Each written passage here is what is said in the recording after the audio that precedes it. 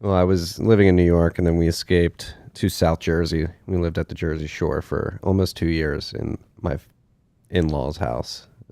They very graciously let us live in their vacation home. Oh, that's cool. Yeah. Saves money. Saved some money, allowed us to move to Austin. I think we're live. So what's up, freaks? Back with Dave Collum. You want me to go headphones? How's the audio? Sounds good to me. I'm not hearing Okay, an echo either. It's we'll good on. skip it. Yeah, I got the headphones when I had a real problem with Zoom doing echoes, Yeah. and my IT guy could not figure out the problem. So I think we're good. There's okay, no echo. And okay. Well, I can flip them on if one shows up. So here, I'll make sure they're fucking charged. all right. Well, There we go. how the hell have you been? It's been gosh, I think we I've been caught up. okay. As you pointed out so crassly that I dung a car this morning, which I post on Twitter, so I should expect you to respond. It was this tiny, tiny, tiny little ping, but the guy said the problem is we rent our trucks, and so they got to return them without dings or something. I don't know. I mean, it was so small, not even positive I did it. One of those things, Yeah. right? But I did it. I mean, I hit him. I was backing up using a blind spot. So Should we be worried about you being behind the wheel now? Are we getting to that age? I think Is you should. But I'm not, I don't think I've yet lost my marbles. I'm not, Mr. Biden or anything. But it's 66. They say 70 is the new 60. Bullshit. That's bullshit. Maybe you can keep yourself in shape. I'm not even convinced of that. But your brain just goes, right? You know me. I think for 16 hours a day. I'm thinking all day long. That's my job. And if I'm not doing my job, I'm thinking about, the Fed and shit like that. So, but in any event, so if this is my brain being exercised, heaven only knows what would happen if I sort of didn't think hard and didn't try to process and didn't try to write and didn't keep active. My entire waking life is a Sudoku puzzle. So, I mean, that's. Oh, I am getting an echo now, so we might need the headphones. But that's what they tell you as you get older. You gotta keep your mind sharp. You gotta keep reading. You gotta keep doing all that. And then it's funny seeing the president, the commander in chief, and how far his brain has fallen. And you wondered, was he even doing anything to keep his mind going other than sending his son to far off lands, the broker deals? The backstory. There's this phrase that the neurologists use. It's called "when the air hits your brain, you're never the same." He had two aneurysms years ago. One, they were considered heroic recovery. So I think his marbles might be leaking out a man-made hole from his head. Biden had two aneurysms? Biden had two, and supposedly, this is a fantastic recovery, all things considered. And so the air did hit his brain, and he's not the same. So one could make the argument that he's neurologically been accelerated into dementia. Yeah, I mean, my grandfather on my mom's side, my mom's father, he went through it. Very, very tough to go through. See one of your grandfather go through that and watch his wife and his family around him sort of be like, oh my God, Pop's losing his mind. But Biden has a lot of tendencies that really remind me of my grandfather when he was going through that, mainly like lashing out. Yeah, the anger. Yeah. My mother had several subdural hematomas, so she didn't lose her marbles per se, but the air hit her brain hard. And she reached a point where she had difficulty talking. She was happy that we're just sitting there chatting with my father, and she could cope, but she was not all there. Yeah, no, another sign. Remember during that debate or town hall, whatever it was, and he just like stood there like this, clenching his fists. That was another sign. My Right. grandfather used to do that. Like he'd sit in his chair just like this, or like he'd rub his hands together very aggressively. Right, or choke the chicken. Yeah. Yeah. I got tested because I was talking to a colleague who had Parkinson's, and I saw her the symptoms, and he says what they are. I might have a couple of those. So my handwriting's pathetic, and so I went and got tested. And the tests are kind of clever. They're not what you think they are. He had me walk to the end of the hall and walk back, and I figure he's watching my gait. had me draw this spiral thing that looks kind of like an at sign, and I figured he's looking at the quality of it and stuff. He got to the end. He said, when you draw the at sign, if you have Parkinson's, you draw it real small, and if I point out that you do it real small, you know it, but you don't know why you do it real small. And when you write your name tapers. It's a funny phenomenon. Mm-hmm. He said, when you walk to the end of the hall and back, he said, if you have Parkinson's, you shuffle the turn, you rotate it in several steps. He said, you got the end, just did a pirouette, came back, and he said, so you don't have. He says, you have essential tremors. And I wrote my name for him, and I said, yeah, my handwriting's always been bad. And he said, no, this is pathological, actually. That was his word, not mine. I go, you don't know how many times I hear that. And I can't read my own writing now. It's gotten that bad. Yeah, I still, if I have to fill out a check or something, I sort of slow down and I relax. I can kind of do it, but I gotta be cautious. I gotta be very intent. You're still writing checks? It's 2022. I still write checks. Yeah, no, 2022? Oh, fuck. Yeah, I still write checks. I'm not a big fan of the digital world. Actually, I don't. I think there's traps in it, just psychological traps. People get complacent, or yeah, I think you stop paying attention to the flow. Yeah, I think sometimes writing the check is a reminder. Yeah, it's funny. So I pay some bills spontaneously. So here's what I recommend your listeners do. One of the great risks of having, say, a credit card that gets barnacles stuck to it. And, someone says, would you like a free trial? And you don't realize that the free trial is going to end with, and now you start paying. And so I got another credit card and started using that for optional stuff, and then just left the other card sit there. And so that other card has now by default become the auto pay card. So if I have anything that's an auto pay, I put on that card so I can keep track of what my card is being pinged with. I go, oh shit, I should really get rid of that. So are you still there? I am still here. Yeah, we've been going back and forth, and no, I'm very bad. Like, I've got auto pays going, and sometimes I'll check my bank account. I'm like, why am I still paying for this? And then you forget to unsubscribe. Yeah, that actually troubles me, and it really troubles me when my wife does, because she really doesn't pay attention. And so if she does auto pays, so I said, please, no prescriptions, not subscriptions. Excuse me. There's the brain, right? No subscriptions. Don't avoid those. Don't do those. Well, it's funny too. You said it makes you keep track. Writing checks does, and that's one thing you just sparked a memory in my mind. Like, I remember my parent. You literally do the debits and credits on the back of your check card, or excuse me, your checkbook. At the end of the day, like, you have your beginning of the month balance, and then you just use it. Yeah, that's my. I just keep this ledger. That's my checking account. Yeah, there's nobody 30 years old doing that. Maybe there are a few people. Yeah, I know. There's not many of us. Right. But there also is a lot who don't know how to save their soul too. So I know you got the hodlers who are all rich now, but I'm not sure it's a particularly good generation at necessarily accruing wealth the old-fashioned way by saving. Is that our generation's fault, or is that the system we've been thrust into?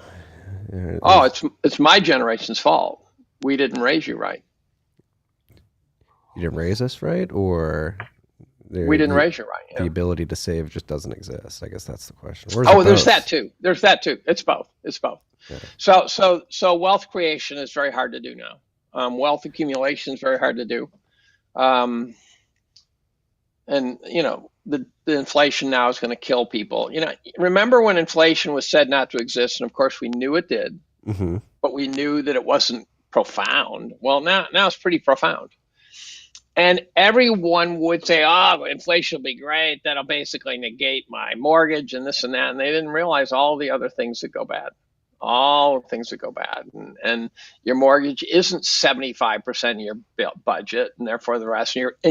By the way, your bank account's not going to keep up. And if you have a low mortgage and then you want to move, you can't move because you got a golden handcuff. Right? Because if you're sitting there in a house with a 3% mortgage and you got to move, and all of a sudden, mortgages are now 9%, right? What are you going to do? You're going to get screwed. It's actually pretty jarring going to the grocery store these days. My wife. Very. We went together over the weekend, and I could not believe how expensive the bill was at the end. We had 4 bags, and it was many hundreds of dollars. It was Yeah. jarring. Just I kind of tend to keep track a little bit of things like the meats. Hmm. But I've got a diner I go to occasionally, more often than I should. But boy, the price of that's gone sky high. And I know the guy's not gutting us. He just, that's the cost of his input. It's gone crazy.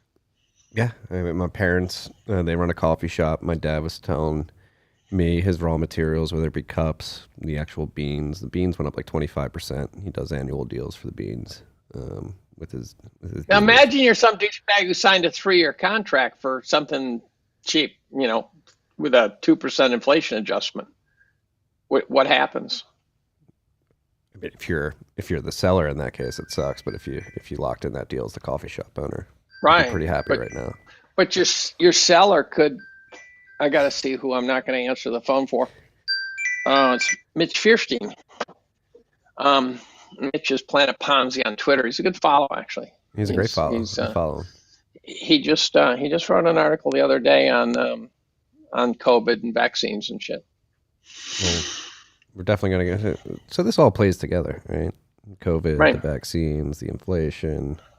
It's It's all all fits together. One big hairy ass problem. yeah. It's all fucked. And what is the crux of the problem? I would argue it's the kleptocrats trying to essentially plan what are complex systems, which is inherently impossible and hubristic Right. to even attempt. They're emergent. They are emergent. Yes.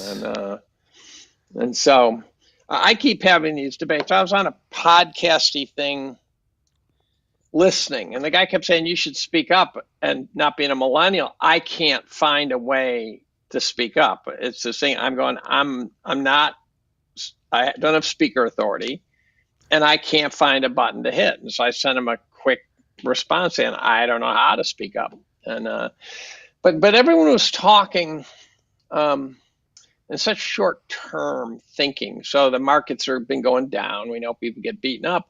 They're all talking about, oh, I got to go to cash, and they're talking like, come April or something, then you buy. And I go, dude, if we're headed for what I think we're heading for, it'll become 2035 that you buy. 2035. Secular bear markets don't go fast. No, and They take a long time. So how do you see this playing out? How would that scenario play out? A secular bear market. The best model, and it's always dangerous using a model from the past because there's no repeating. And if at any point I make a joke about history rhyming, you should just put a bullet in my forehead because I hate that. I hate trite phrases. You should invent your own. But I would say the 67 to 81 bear market is the model that I sort of anchor to. From 67 to 81, the market treaded water nominally. You lost 75% inflation adjusted, and it took 14 fucking years. Yeah, I'm trying to think back. Time. What Time's a killer. Why did it take so long though? That's what bear markets do. Because they just oscillate around and wobble around, and you think you're out. Look at Japan. Japan's on its 30th year now. Yeah, they can't. And 92, it's the 32nd, 33rd year. And I given a podcast. I feel like I should just tape record one and just feed it into the podcast. Although I think you and I will get into shit that we shouldn't talk about. But if you started buying the Nikkei at the top, forget it. The guy who owned it at the top in 89, the guy died broke. Right? Yeah. The guy died totally screwed. If he was 55, he's now 87, 88. And he's worth half what he was nominally, right? What kind of 30-year period is that? So let's say you say, oh yeah, but you average in and blah, blah, blah, blah, blah. So, okay. So I was doing a podcast with Chris Irons one day, and I said, look, I'd like to know what happens if you average into the Nikkei starting in 89. And some guy took the bait, ran the spreadsheet, and said, here you go. Dave sent me an email and said, here's the Nikkei. It takes you 18 years to break even. If you start buying in 89 and you average in $1,000 or 10,000 yen or whatever you want to do per month, Takes you 18 years to break even. It's insane. That's a bear market. There's periods in history. So I've got a plot that I made. There's periods in history where the market treads water, inflation adjusted. Not everyone loves to say, how long did it take to get from this peak to recovered? That's not the number, because almost without fail, those peaks, they get returned to again. So you recover, you go up, and then you come back down, and you kiss that line again. There are 5 of those in the 20th century, where if you go from the peak and you extrapolate straight across, I should go this way. I'm in reverse here, dude. You extrapolate across, you say, when was the last time that we hit the 1929 price? When was the last time we hit inflation adjusted? You want to take a guess? I mean, 1929 would be my guess, but no, the last time. No, so after 29 tanks, yeah, and then it recovers, then it tanks some more, and blah blah blah. When was the last time that the inflation adjusted price was identical?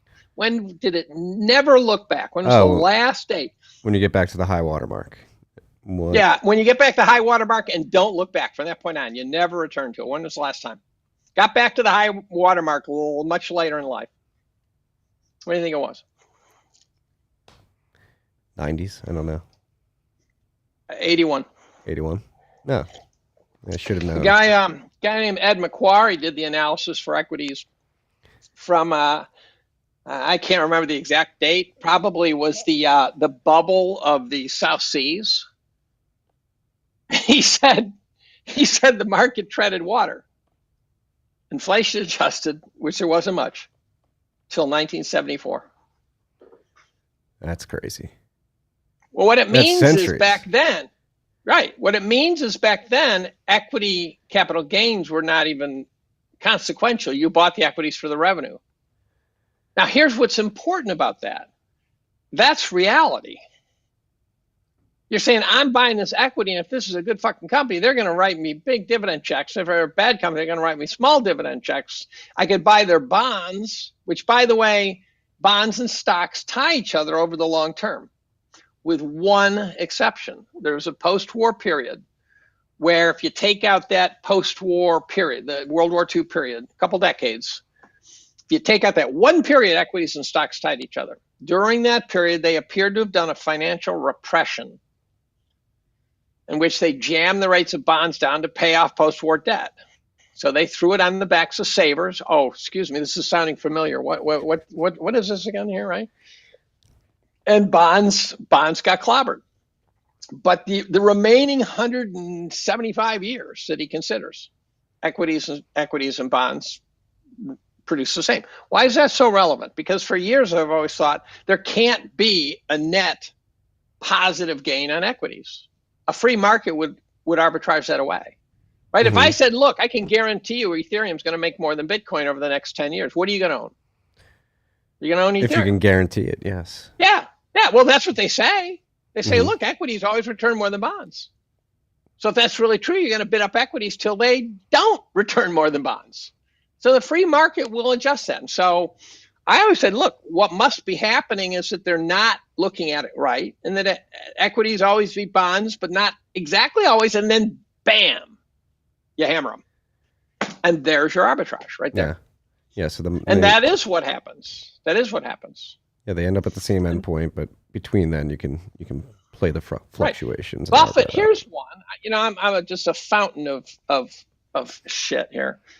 Buffett did a detailed analysis of, I got shit all over my fucking mouse. Buffett did a detailed analysis of bull and bear markets in 1999.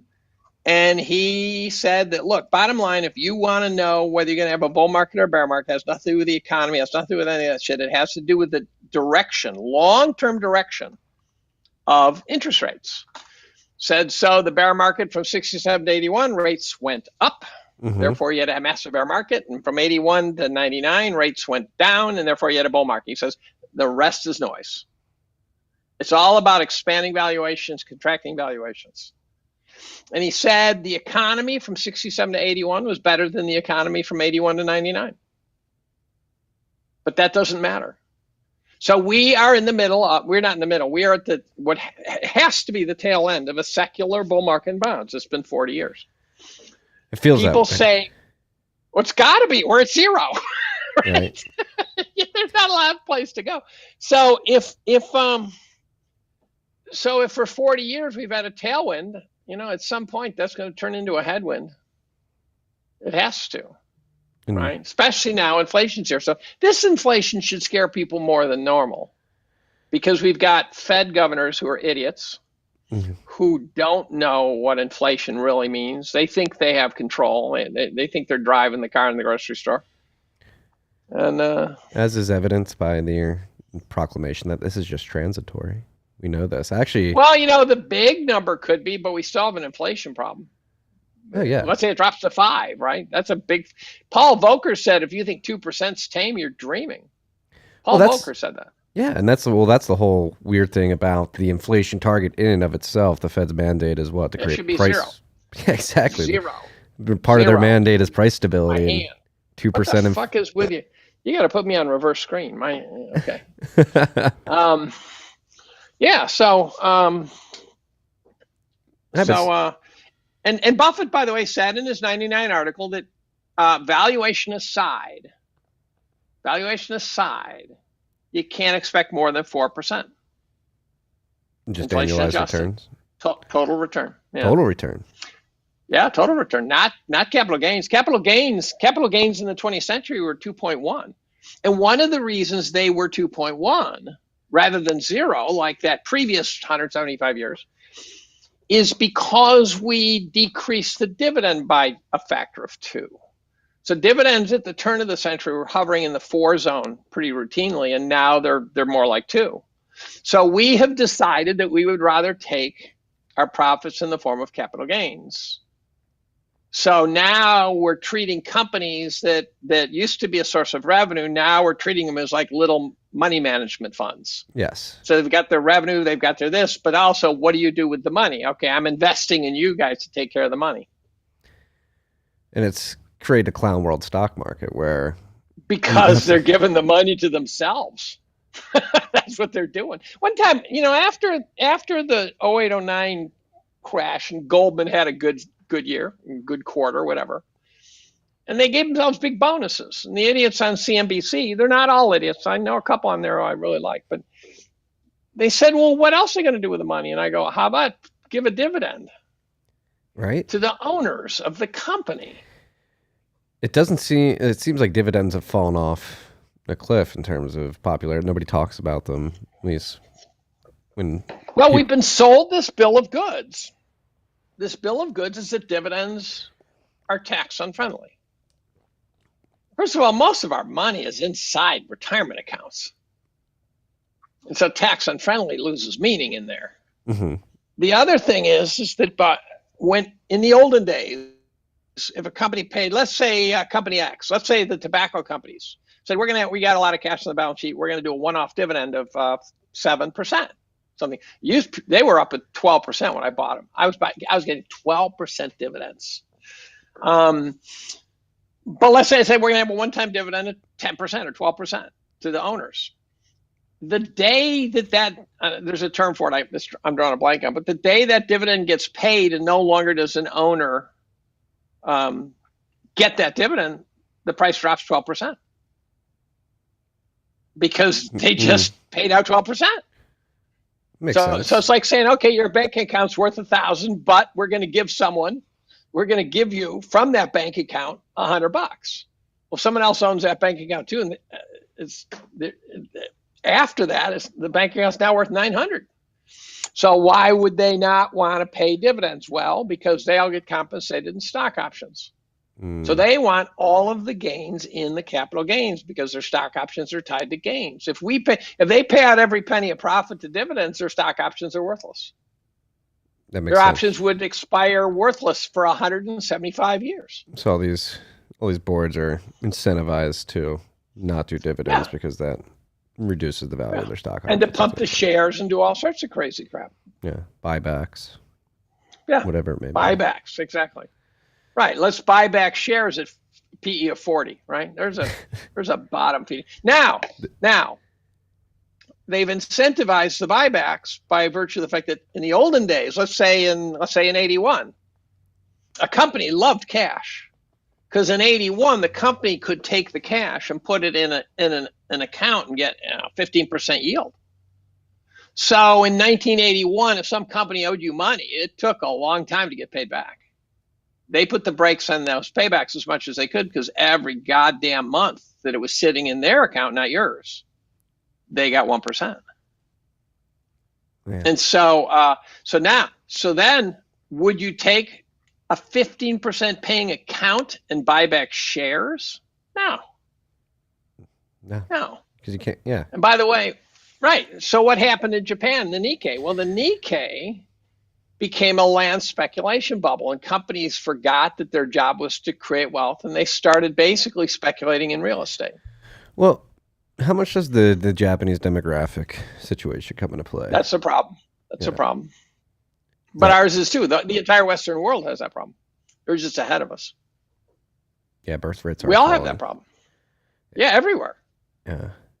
It's scary. There's probably a few banana republics or not, but you want to invest in a place. See, I have a position in Russia. It's a very small position. It looks really cheap. The problem is the Russians haven't convinced me that they are going to figure out capitalism. And so you can buy, take a look at Gazprom. Take a look at Gazprom. The gigantic, Exxon-sized Russian energy company has a PE of about 4, has a pretty big dividend. It's a good buy. And if you're willing to say, hey, no one's going to steal the company, we're not going to bomb the shit out of all the refineries, right? Mm-hmm. It's a great buy. But they also don't know how to run a capitalist system. I say we don't either at this point, but they really don't. We definitely don't. They don't either. But Gazprom specifically is in a good situation right now with what's going on in Europe and their energy crisis. Right. Right. That's what I've been focused on pretty heavily the last year is the energy sector and this weird color revolution that has been thrust on that sector where the decommissioning of reliable energy sources, base load, whether it be natural gas, coal, nuclear, in favor of a very unreliable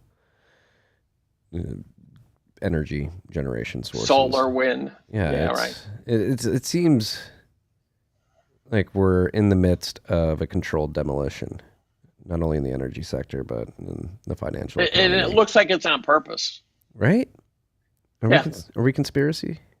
Yes, we are conspiracy theorists. We've already. By the way, wear that with honor. We've talked about this before. Yeah. Wear conspiracy theorists badge with honor. If you don't think men and women of wealth and power conspire, you're just an adult. You're just an idiot. Right? If you think a fact checker is actually fact checking facts for you, you're a special kind of stupid. Yeah, Snopes is here to protect you. But it is weird. Or PolitiFact, Reuters has a fact checker. Mm-hmm. They're all under the thumb of authoritarian states. The authoritarian states and the corporate press has done a good job of, if you just look like we do at what's going on, whether it be the decommissioning of reliable energy sources, the printing of money ex nihilo, the stripping of civil liberties. It seems like there's a controlled demolition. Then you say, who's doing it? You say the Davos class. Like, look at all the connections that are going on, and then they always ask who's they, and you try to point them out, and you say you're crazy. They would never coordinate. So this year, my write-up, I addressed the question of they. It's an interesting one. I've been on this Zoom call with a bunch of doctors, mm-hmm. and these are guys who are down their first rabbit hole. They're anti-vax doctors, and they invite in all the anti-vax big guns. And if you are an anti-vax highly attentive person, if you know the McCulloughs and the Malones of the world, every last one of these guys has been on this call at one time or another, mm-hmm.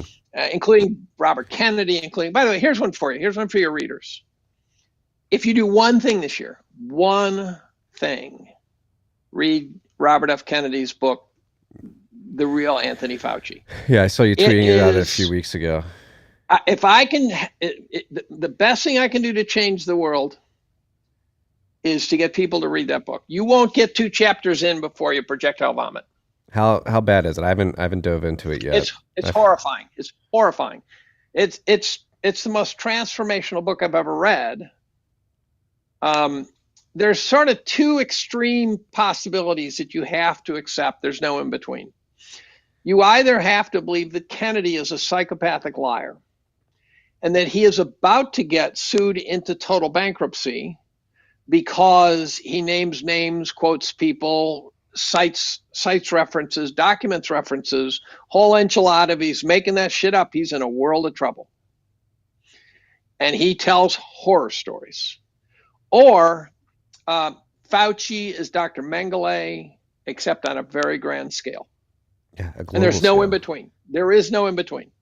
If there's someone who read this book and thinks it's just baloney, send me an email, dbc6@cornell.edu. It's on my website. It's on Cornell Chemistry website. You can find it. If you read this book and you think it's just garbage, send me an email. Right now it's sitting at 10,000 evaluations. That's a lot. Harry Potter doesn't get 10,000. Mm-hmm. And it's sitting at a 4.8 star count, despite the fact that there's a bunch of 1 stars at the bottom that clearly did not read the book. So it's basically pure 5 star. How horrible? Like, can we? Would you be? You want some examples? Yeah, let's dive in. Oh yeah. I'll spill my guts. Yeah, let's spill the guts because, like, the fact that Fauci's still like leading this response. Fauci should be in leg irons, and then convicted, and then hung from the neck until dead. Yeah, it's that simple. Is that bad? It's way worse. He has killed, I don't know, hundreds of thousands, millions. It's that bad. And it started with the AIDS crisis, right? Yeah, and that part I didn't know about so much. I'd heard little hints of it, but I really didn't know much about it. So what Fauci did was he's this narcissistic, petty tyrant who took over a fairly sleepy division at NIH called NIAID, mm-hmm. infectious disease, and no one seemed to think there was any future for this. So this is a backwater division that somehow he got control of. And then when the AIDS crisis showed up, he was able to get control of the AIDS money because of the HIV source of AIDS became an infectious disease issue. And then the money started flowing in. Now, here's the deal. This is the part that I would have said, you're full of shit. But he documents it like there is no tomorrow. And so here's where it's going to sound like I've gone off the ledge. There apparently is a serious controversy over whether HIV is the cause of AIDS. Now, it's not to say that HIV isn't part of the story, but a lot of people, including the guy who won the Nobel Prize for isolating HIV, think it's not the cause of AIDS. Walter Gilbert, founder of Genentech, thinks it's not the cause of AIDS, right? This reminds me of the climate change story, same thing. Mm-hmm. And so what happens is he commandeers all the money because all of a sudden the AIDS thing, and then what happens is he somehow manages to piss off the gay community because he's doing shit wrong. And then all of a sudden he realizes, I got to have him on my side. And so he does all sorts of things to bribe him to support him. So the first AIDS drug you guys may recall is AZT. So when the story breaks about HIV, even Luc Montagnier, who's the guy who won the Nobel Prize for it, was a little baffled by it because HIV is what's called a retrovirus. I think it gets its name. I was a genetics major, but I don't remember much. I think retroviruses are these really antiquated things. Your body has something like 100,000 of them. So they go so far back. These are not things coming out of bat caves. These have been with us for billions of years. And as soon as it came out, the virology community was rather astonished because they're going, dude, we know of no lethal retrovirus. These are just symbiotes that live in our system. There's 100,000 of them, and all of a sudden this one is killing everybody? What's that all about?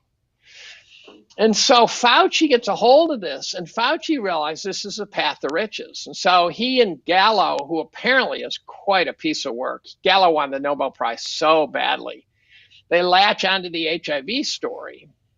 What happens is Fauci shuts down every last penny of research into anything but the HIV story. And he tells stories like this guy named Dusing, who was an elite, considered top of the food chain virologist at Berkeley, who came out and said, no, this is not it. This is not the source of AIDS. There's no way. And here are the 5 reasons why. And he basically takes Fauci to task. Dusing had funded 31 NIH grants in a row. Now, I one time did the math. I funded 21 in a row. And statistically speaking, that was 1 in 10 to the 13th probability. So add another 10 on top of that, right? 10 to the another 0.2 to the 10th power times that. So we're at the 20 zeros, right? Dusing never got another penny. Fauci took him behind the barn and shot him. Kerry Mullis went against him.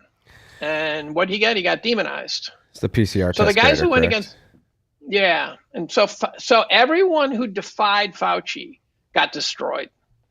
And the message became immediately obvious.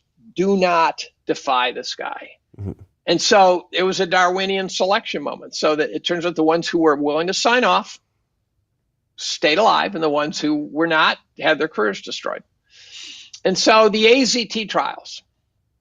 AZT is a sort of a random, I think it's the DNA terminator. The thing just chops the shit out of DNA. This is not some surgical device. AZT was a profoundly failed chemotherapy.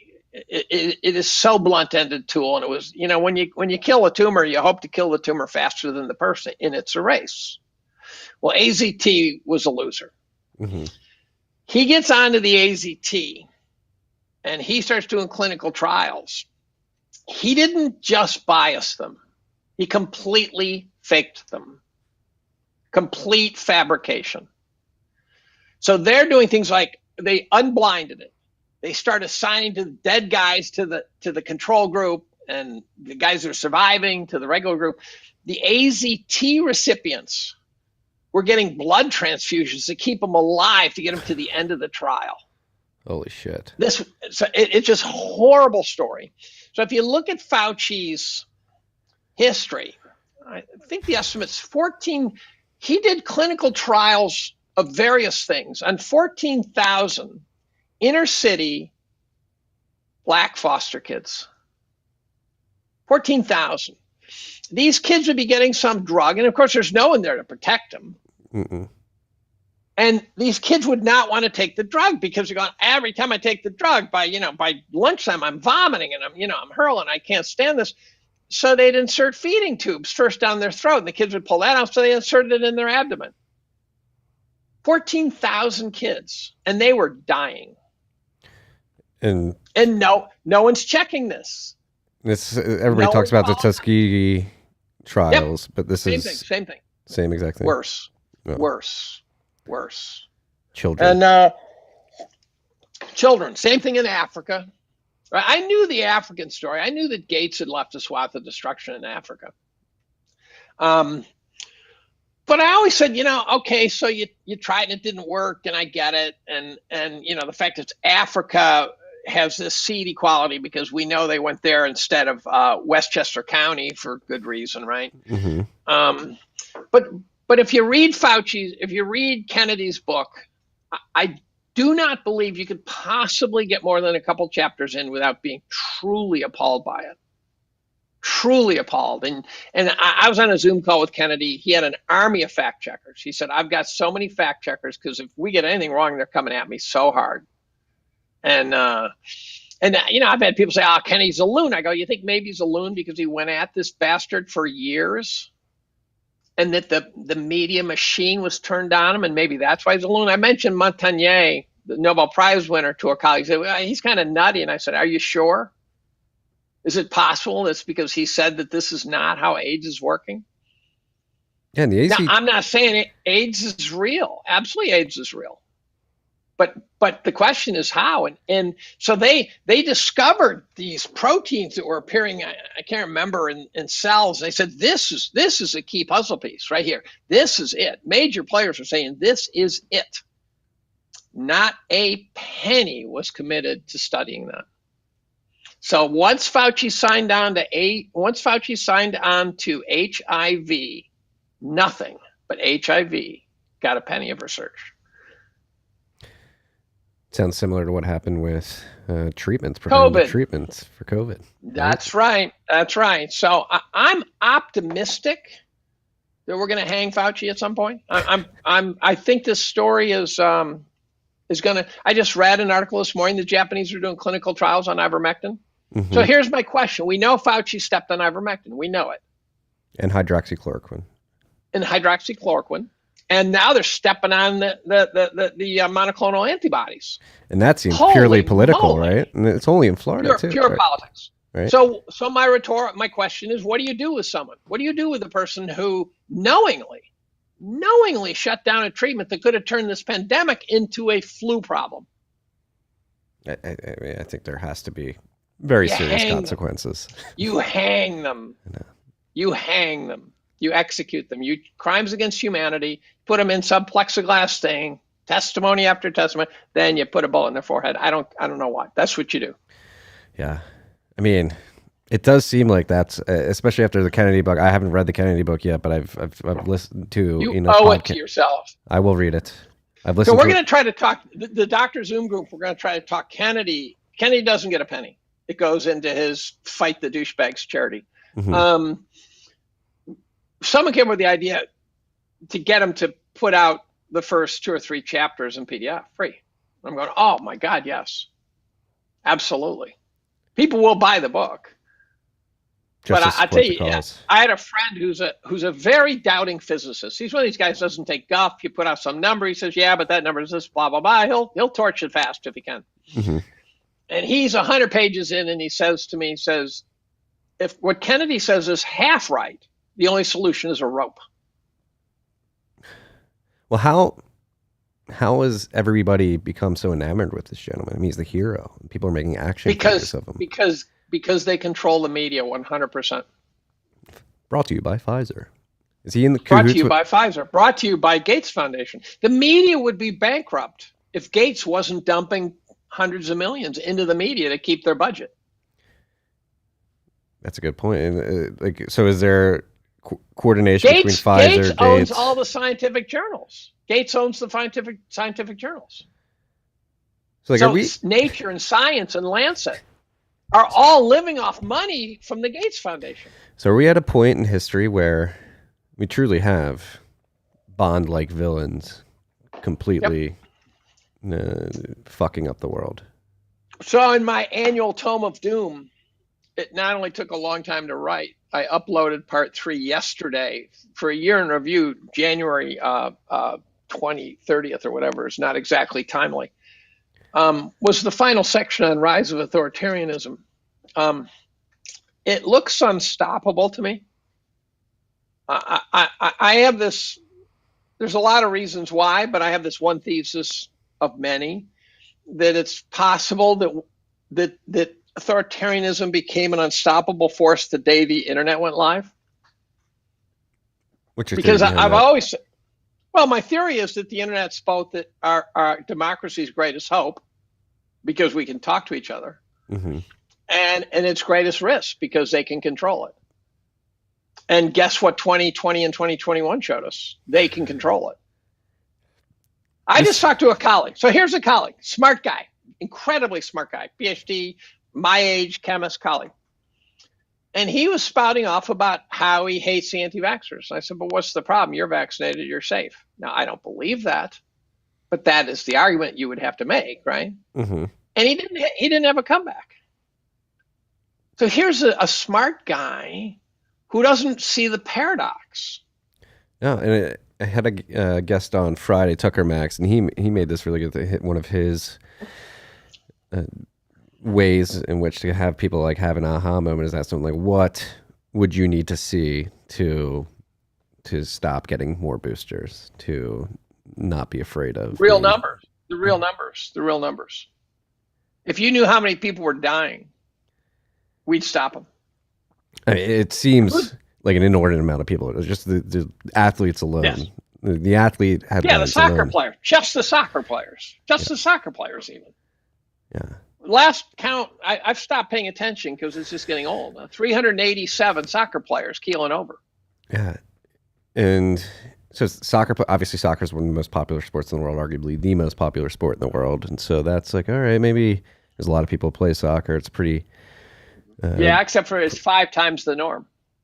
That. And then, so my sister's a mountain biker and she's been following this guy in the mountain biking community. He went a bit viral a few months ago because he came out. He had to retire because he got myocarditis, so when you compare soccer to mountain biking is a pretty niche sport with a relatively small community compared to the global. Shouldn't be too many of those, right? Well, no, but the thing is, he himself in the mountain bike community had 6 friends who committed suicide for getting myocarditis and not being able to continue their careers. That was their life. Their life.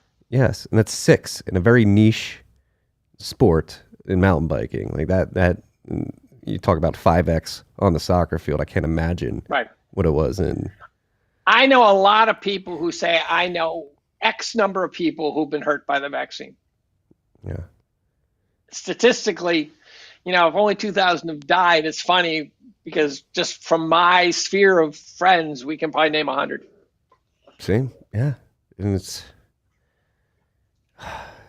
weird. It's weird that everybody's marching into it and keep going and doubling down and tripling down. It's a massive sunk cost fallacy that like friends, family, normies, if you will. So I was at a friend's house the other day. Guy sold me my dog, and he made passing reference to his mother-in-law, and I said, "Tell me about that." And he said, "Oh yeah, she got the second vaccination, and she's now basically crippled. We had to move her out of her house into a one-story house because she couldn't do the stairs." This just shouldn't be happening. Now, the problem with the one mountain biker is it's anecdotal, and the problem. I could identify if I have some psoriasis that flared up. Maybe that's caused by the vaccine, but it's way too anecdotal. Well, all these anecdotes equal data, right? I know. And when you've got, 18-year-olds dying of heart attacks and stuff, you go, oh boy, not many of those anecdotes are needed. And what you also know is that the authorities are never going to tell us the numbers. They're never going to tell us the numbers. It's guaranteed. What do you think it is at that level, the authorities? Do you think they're scared of the repercussions and the blowback if they do disclose the numbers, or do you think there's some... You mean like we go and beat them to death with Louisville Sluggers? Yeah. Yeah, that would be one. Well, do you think there's nefarious intent behind all this? Well, there has to be. How nefarious? So the question I've been asking is, there's 2 layers. One is money, just sociopathic quest for money. Mm-hmm. By the way, for those who are, here's I've had various benchmarks along the way that have told me how sick the story is. The lockdown made total sense to me. Flatten the curve made sense. As I said in my write-up, the hardest part about a 12-day lockdown is the first 12 months. And then it morphed into we got to wait for the vaccine. I go, whoa, T.O. I didn't sign up for that, mm-hmm. right? But I don't get to choose. So they released the vaccine in December of 2020. Within a week, the FDA, and I checked, is encouraging pregnant women to get vaccinated. And since then, I've seen heads of pediatric societies, heads of gynecological societies and stuff saying the vaccine is safe in April of 2021. They're pathological liars. There literally was not enough time. There literally was not enough time. There was one study that got obliterated because they included 3rd trimester pregnancies, and so there was no information. And these guys said this. I go, do they understand how sick they are? Do they understand that if I so they encourage do they understand? We don't know if we've sterilized a generation of young women. No. We don't know. You can say, oh, yeah, we do. We'd know by now. No, thalidomide took 5 years to figure out. No, we would not know, especially if the authorities' job is to make sure we don't goddamn find out. Well, I mean, So here's the other benchmark. So what is it? A month ago, Lena Wen. fuck that I will girl. not say she's tied to the CCP, but her family is. And Lena Wen is the mouth of COVID now. Once Fauci became sketchy, so they know Fauci's not very valuable. They know when he opens his mouth, it triggers more hatred than anything at this point. But Lena Wen triggers it from T=0. She was like one of these people where you go, oh my God, I hate you already. Right? Where did she come from? Why are we? Okay, I wrote about that. So Lena Wen came from China as a teenager, I think, 10-ish, something like that. And so you go, well, Stanford early or something like that. Yeah, it could be. She's got all these accolades, America's 100 most prominent this, 50 most prominent that, women in science, blah, blah, blah, Harvard Medical School, you name it. So I go, okay, she's got the creds. So then I said, but what did she do to get famous? Is this Paris Hilton? What the fuck is going on?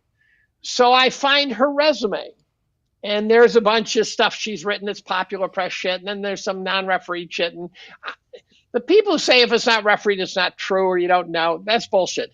Even refereed papers can suck balls. I was an editor for 20 years. If someone is arguing against something because it's not refereed, or arguing for something because it is refereed, they don't know what they're talking about.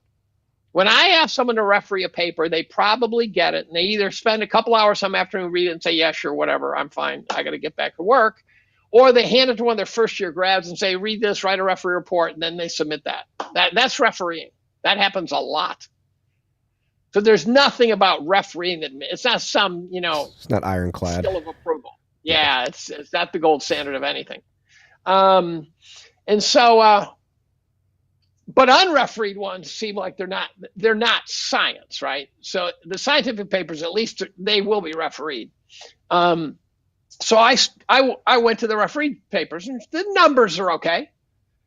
And I'm going, okay, I don't know what to expect out of a med school professor, but the numbers are. So I start reading them. They're garbage. They're garbage. They're things like the layout of the ER in St. Louis General Medical's ER room. I mean, they are like someone is just making shit up. To fill They're not an analysis. They're just garbage. And so what it looks to me, and so where are they published? Well, they're published in journals that Bill Gates gives money to. So here's what I suspect is going on. I suspect they said, we've got to build this woman a resume. She was head of Planned Parenthood for about 6 months. Now, how does that happen? And then one day I'm watching a video, and she's with not Chuck Todd, the other one. I can't remember his name, but just as prominent. No, not as disgusting. Stephanopoulos. No, the guy's, but you'd recognize him right away. So he's interviewing her about the Boston Marathon bombing. I go, whoa, that just got weird. Right. Let's go out. Let's go get an interview of her about the Oklahoma bombing. Let's get her some 9/11 footage, right? Let's do the whole enchilada while we're at it, right? And she's winging it. You can see she doesn't know what she's talking about. And you can also see it's in front of a green screen, and the people standing behind him aren't real. You can tell it's a green screen thing. And I'm going, holy shit, this woman is just a front person for something. Yeah, she's a manufactured doctor. She's a manufactured doctor. She's probably got her degree and stuff like that, but she has been, it's like related case. John Kerry comes back from Vietnam. What a coincidence. He gets to testify to Congress. Next thing you know, he's presidential candidate, right? Mm-hmm. It's like, okay, John Kerry's in prep school. We got to get him some creds. So what do they do? Well, you got to send him to Vietnam. Don't let him get hit. Don't let him get hit. And then we'll come back. We'll build a lefty. By the way, the guy sitting next to him in the prep school photo is Bob Mueller. We're going to make him a right winger. Let's give him some creds, right? This is one senior class, like 25 kids. And that's against each other. Yeah, that's getting a little weird. So I would say that the push to vaccinate was so unscientific They didn't even do it on animals. They didn't test it on animals. Not only was it not scientific, I mean, it goes against any guidelines that humanity's followed in the past. Mainly, you don't vaccinate. I'm going to get coffee. I got headphones. We can keep talking. You can go to just a full screen for you, but I'm getting coffee. during a pandemic, you're not supposed to vaccinate, right? When there's an outbreak, correct? Well, that's what they say, but I'm not qualified to know. They talk about vaccinating into a pandemic causing basically what I think is sort of a virulent population genetics pressure, where what you do is you select for the most durable strains and you kill off the weaker ones. And I don't know if that model's correct, even though I know smart guys who say it is. But even Fauci admitted the ADE, I can't remember these acronyms. This is what old age is about. But the enhancement, basically the allergic reaction to the pathogen. Fauci even admitted that was a possibility. Then the other day, about a month ago, so Lena Wen's out there and she all of a sudden starts telling us that masks don't work. Yeah, it's dirty cloth on your face. What are you doing? You fucking whore. You've been telling us to put these rags on our face for 2 years. And now you say they're just facial decoration. That was her phrase, facial decoration. They don't work, and get an N95, KN95 mask. And then the CEO of Pfizer comes out and he says, I could quote him if you want, I'll go find it right now, but he says, the vaccines don't work very well, if at all, he said. And then he said, but the booster helps. Now, the if at all is a quote. What's the difference? So we got the same window of time. They're telling us the masks don't work, the vaccines don't work. And here's the problem. Most people say, oh, well, I have to upgrade my mask and get a booster. And I sit there and go, oh, I've got to get a gun. Right? Right? I mean, it is like, it's scary. Like the court. Well, it's scary that people are so fucking stupid. If you're listening to this and that doesn't piss you off, you have been lobotomized already. You're a lost cause. Like how exactly? Like what's the difference between the booster and the vaccine? Number one, number two. Nothing. It's the same thing. Exactly. Same thing. Yeah. And like, how many before you're like, all right, are you going to get it every 6 months? Are you going to get every 6 weeks? Like, I think that. And the Israelis showed the fourth one does nothing. And then you look at the data, and they have all-time high in cases, all-time high in deaths. Except if you look at data that we get fed. So in the good old United States of America, we get fed different data. Well, and as someone said, the response can't be different in these different countries. This is crazy. So, so the other thing is, so the whole narrative is batshit. Like, there's nothing about this that's sane. Now, I was supposed to go on Fox News. Oh, boss. Tucker? No, Fox and Friends or something. But then it turns out there were supposed to be several others. It's going to be like a 3-minute slot. What can you do in 3 minutes? It's just click shit. That's all it is. So I wasn't thrilled by it, but I was going to do it. And then they canceled the whole thing because one of the others bailed. And I said, look, I didn't go to a protest, so I can't talk about the protest. So they said, fuck it. They were going to have to drive a mobile studio to Ithaca. But then about 30 minutes later, I get asked to do a spot on Newsmax on exactly the same topic. I'm going, oh, this Newsmax is Fox's Farm Club then. Mm-hmm. Right? That wasn't a coincidence. And so this week, I'm supposed to do a 10-minute spot on Newsmax. And unless they've brought a crowd, I have 10 minutes. Well, knowing you, to pitch the story. You're going to have to tighten it up. Knowing you. I can tighten it up. Okay. Yeah. It's going to be read Kennedy's book, read Kennedy's book, read Kennedy's book. And those are my 3 bullets. And then get the rope. So, no, I got to be more careful on a network. Okay. Although Newsmax is barely a network in some people's eyes.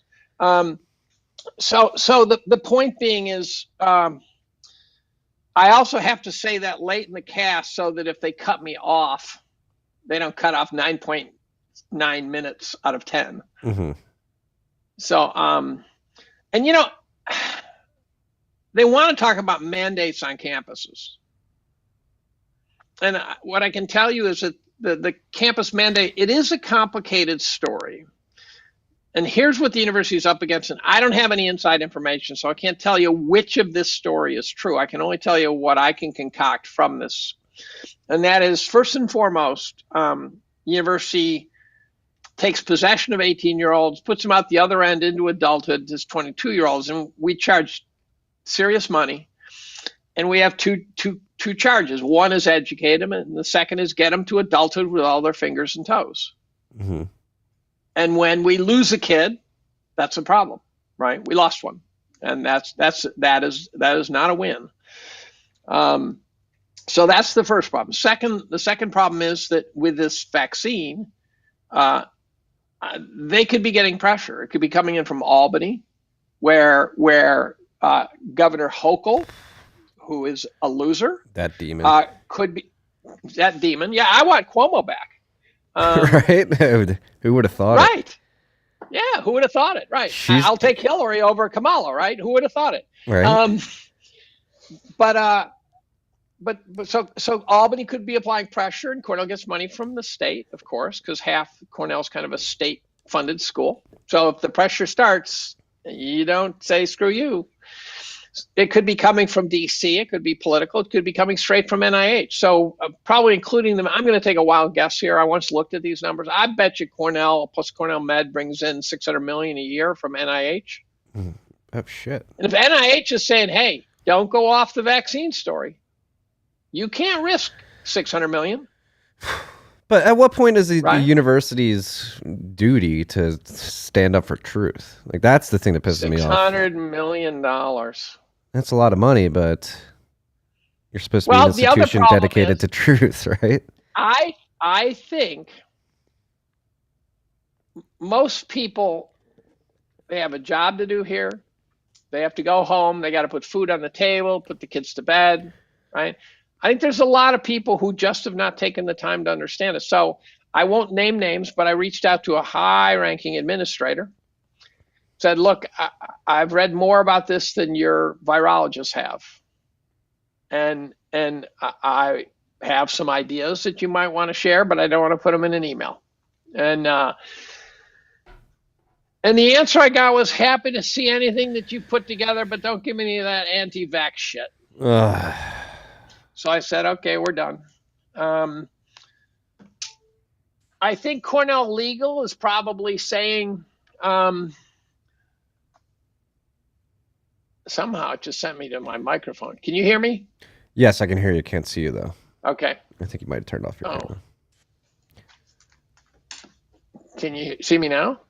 No, not right now. What just happened? How do I turn the camera back on? You click something. Well, I plugged my phone in.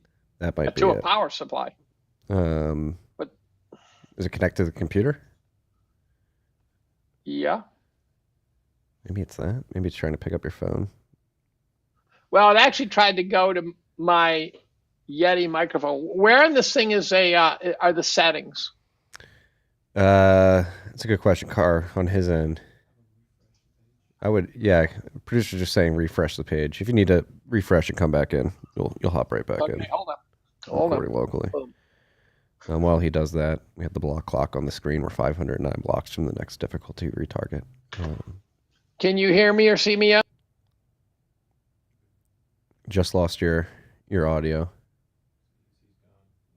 You're gone. He'll be coming back. So, there he is. I can hear him. This is what happens when you have boomers doing stuff over the internet. I'm kidding, Dave. There he is. You see me? There we go. Fucking A. So I'm guessing that Cornell Legal is saying, look, if we lose a kid, it can't be by going off script. How many more kids could you potentially lose by staying on script, right? Like, who's weighing that? Well, that's the question. See, the problem is I don't think they are. I think so. So the other part of the email that I got back, the don't give me that anti-vax shit, this will tell you the whole story. He said, we are modeling it every day.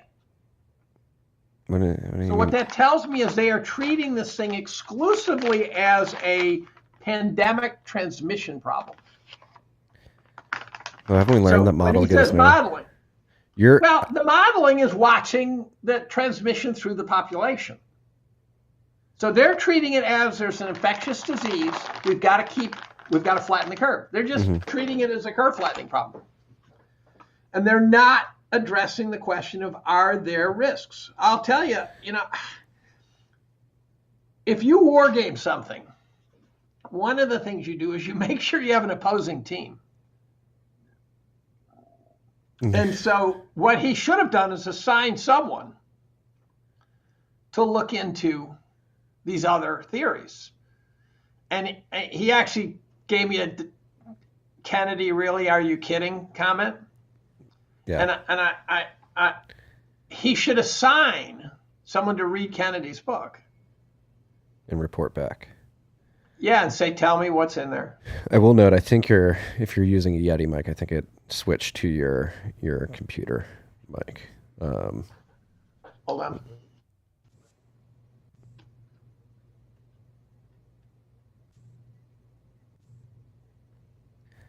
But while you're doing that, this is an interesting still of you. Can you hear me? Now I'm back. You can't hear me through this one yet? I can hear you, but now I'm back on that echo. Yeah. The problem is if you use Zoom like the rest of the human race, I would know how to fix this. It's Chinese spyware, though. We had to get off of it. Really? It's all Chinese spyware, in case you're wondering. Is it? You don't think this is Chinese spyware? I don't think so. Who made the chips? That's good. Maybe they're Intel. Who made the chips? You think Intel's chips are made here? Well, they're made in Ireland. They got New Mexico foundries. Fuck. You can hear me okay? I can hear you great. Okay, we'll just go with this. I might fiddle a little to see if I can get my microphone to go back. I don't need the headphones. Fuck it. All right. So the God, this is the last time you'll invite me. Yeah, you just fiddle with everything. So this is a big mess in my opinion, and I could be, I have serious concerns. I don't have great data. I know people are dying. I know they're getting maimed. I don't know how many. I know that guys like Steve Kirsch claim maybe 250,000. I know that, for example, you know this one, but I'll tell your listeners anyways. The CEO of a major insurance company just came out and he said that between the age of 18 and 65, we saw a 40% spike in fatalities.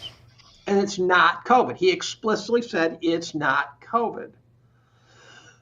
He also explicitly didn't tell us what it was. And he knows exactly what it is. Because insurance companies have been monitoring this sort of stuff since the 14th century. And so he can tell us how many were suicides, how many were heart attacks, how many were, car accidents, how many, he can tell us the whole story, but he's not. What he told us is that rates are going to go up. And that was the story. So he told us that he is going to contribute to the spiking inflation. But he said 40% spike. He said 10% spike is a 3 sigma once every 200-year event. 40% is unimaginable. That was his words. 4x. I think you need to put your headphones on for the echo. But with that being said, at what point, as a society, at what point do universities, do people that exist throughout industry in the United States and globally, in real men and women with backbone, stand up and say this is enough? Like people, like the insurance story alone is evidence that something is going very, very awry. And the pressure that is being put on the masses to get these injections in the face of all this data that's being brought to the surface is absolutely, again, I mean, we've touched on it already. I can't hear you at all now. You can't hear me at all now? What about now? Hold on. Oh, wait a minute. There we go. Can you hear me? Can you hear me? I can hear you, yes. I can't hear you. Fuck. What was that, car? Fuck. I think he can't hear me. Can you message him? Tell him to unplug his phone? Output Yeti microphone, stereo microphone. It shouldn't be the Yeti, though. It should be the fucking Bose. I think you have to unplug your phone. You can't hear me. We're going to message you. in the chat. My headphones. Can you hear me?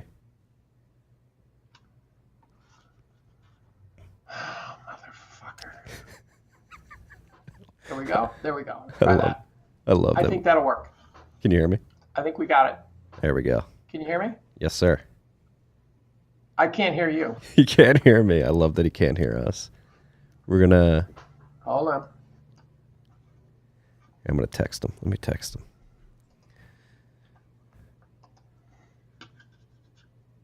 Ah, there we go. Try that.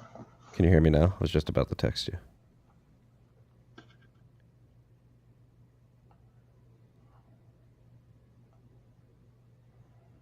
Unplug your phone from the computer.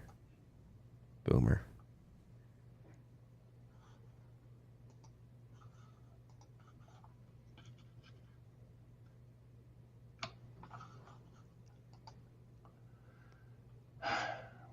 How about now, dude? I can hear you. I can't hear you. Car, is there anything on your end that you can see? But it's still. Hmm. Can you hear me? Yes, I can hear you. I can't hear you. All right, go out and then come back in. Okay. One more time.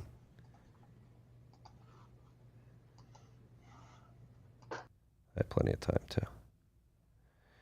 God, this is sitting down with Dave Collum is always an adventure. And guys, I know some of you listening out there, like, this is very heavy. You shouldn't be talking about what you're talking about. It's fake news. It's misinformation. But as Dave has been saying, I mean, I haven't read the book yet, but I've had enough conversations about the book and listened to enough podcasts. Like he said, it's either somebody's going to be criminally prosecuted for slander and libel, or there is immense evil in the world that is being perpetrated amongst the global masses. And he left again. He probably couldn't hear me. And this is the question I was just trying to get at before Dave couldn't hear me. Like, at what point do we stand up as a society, as individuals, as strong men, as strong women, and say, all right, this is obviously messed up? Or maybe before we even get to that point, maybe many of you who are listening don't think that the evidence is conclusive that things are going awry and that vaccines are hurting people and the response to the pandemic has been suboptimal. We can grant that. The evidence, in many people's opinion, isn't conclusive. But I think what Dave is saying and what many others really need to start leaning into is like, all right, if it's not conclusive, we need to... Can you hear me? Yes, sir. Can you hear me? Can you hear me? Yes. Can you hear me? What about now? Can you hear me now? I'm not hearing you at all. I don't know. Car, are you sure Hold there's on. not? You sure there's nothing on our end?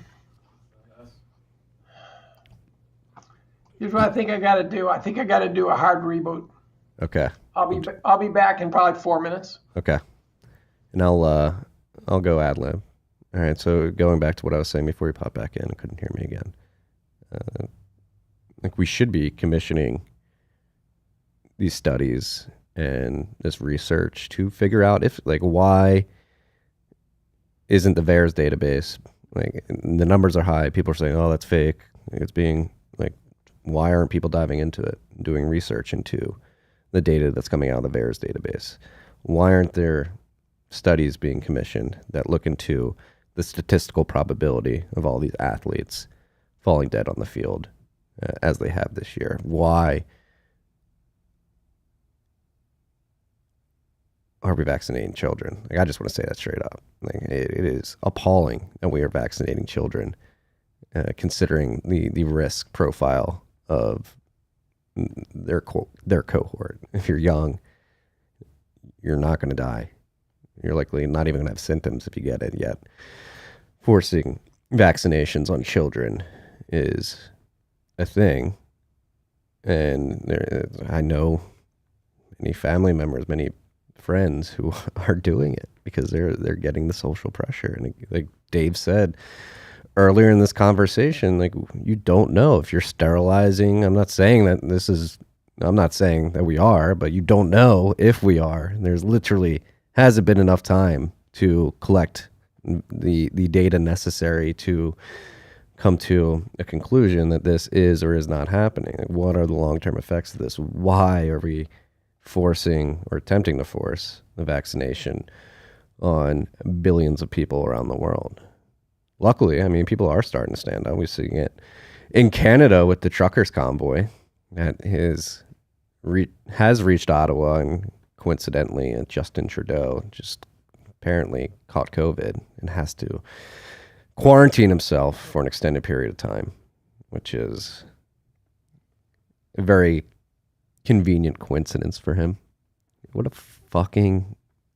It's so obvious, like the Trudeau situation, like the truckers showing up to Ottawa, voicing their opinion that they don't want vax mandates. There's a lot of vaccinated truckers that are out and protesting as well. It's not an anti-vax thing, it's an anti-mandate thing, and it's so poetically descriptive of the lack of character that is endemic throughout the political class, those sociopathic kleptocrats like Trudeau, the young global leaders from the World Economic Forum. I think once confronted with this convoy, millions of people throughout Canada in support of it. And the CBC, the CBC, the Canadian Broadcasting Company, just trying to gaslight people. However, if you go on Twitter, you can see, as Carr has pulled up here, there are millions and millions of people that are supporting this, that are participating in it. I hope you can hear me. Oh no, I don't know if you can hear me. I can't hear you. What the heck is going on? I don't know what's going on.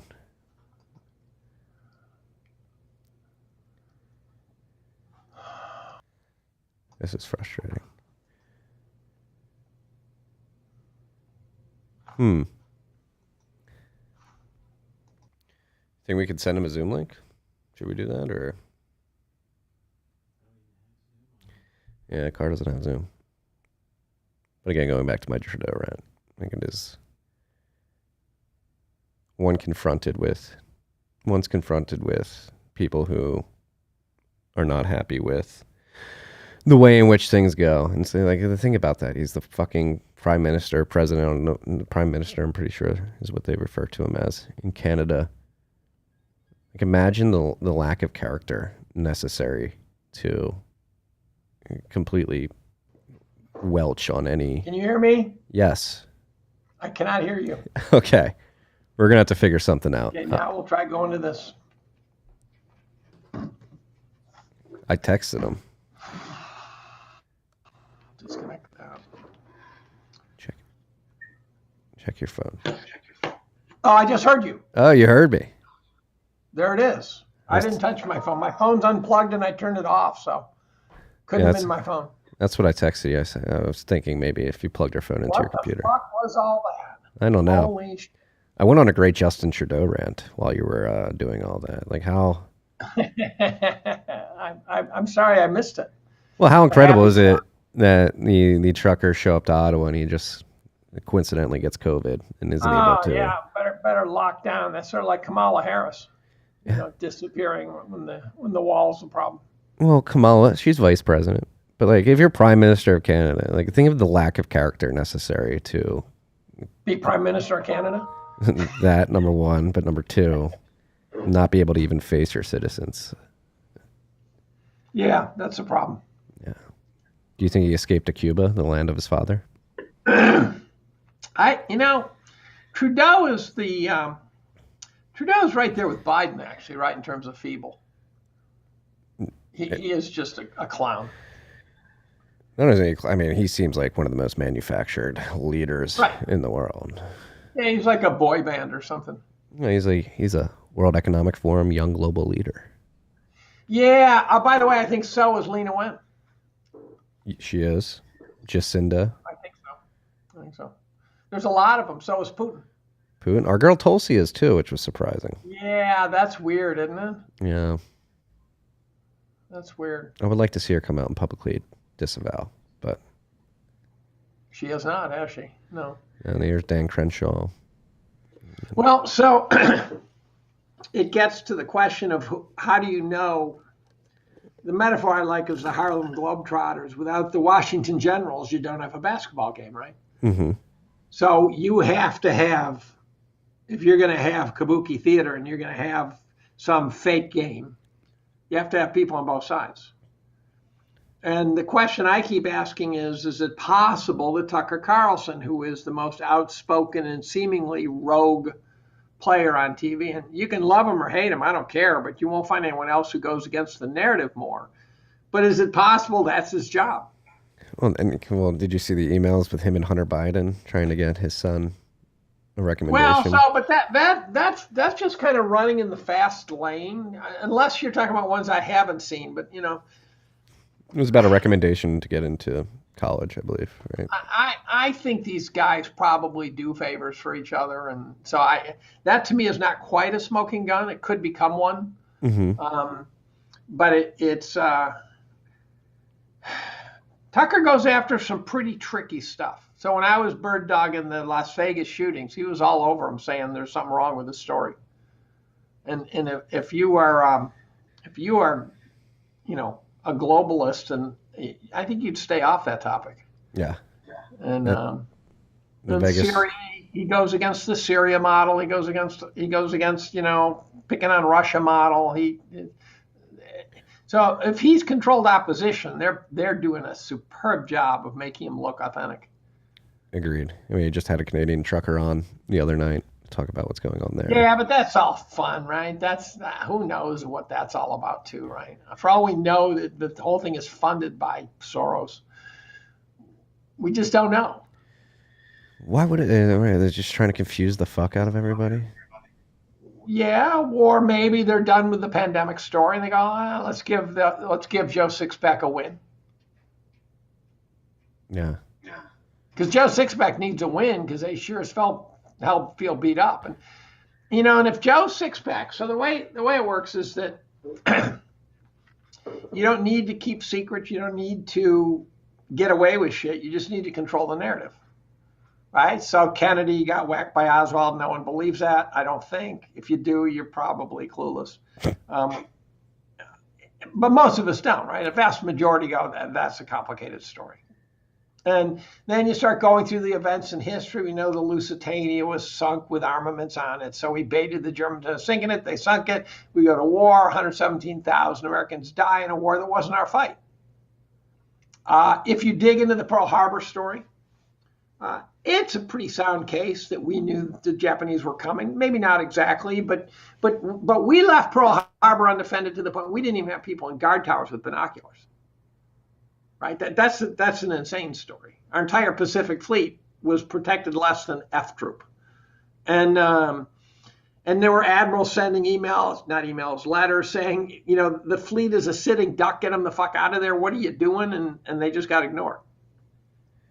And they say, well, there was a lot of chatter. We couldn't make sense. So I go, well, then you defend. Right? We had our foot on their throats. Of course it was coming. Well, the bottom line is if you want to get into World War II, that one worked. It cost us 2,700 lives. But we got into World War II. And everyone said, we got to go kill those bad guys, right? I think, here's my prediction, we're going to have another crisis. The next crisis after COVID, after epidemics. I'm not sure the epidemic's going to sell again. No. I think they've worn us out. I think they've been caught too much lying and stuff like that. So I don't think it's going to be, Ebola or whatever. I think they got to let that one go to sleep now. So maybe they're going to cauterize the wound. Maybe one of the theories, by the way, is that Omicron being virulent, not very toxic, that's essentially the vaccine. They said, okay, release Omicron. We're ready to go. Yeah, I remember some analysts calling it nature's vaccine. Right. Well, I said that they should put it in spray bottles, call it Omaspray, give it to people. Right? Yeah. Plus ivermectin, that too. Now, they can't come out and admit ivermectin's a problem because then they're mass murderers. right? They can't. The ivermectin story they have to stay with because they're mass murderers if they don't. You can call them incompetent idiots if they think ivermectin's.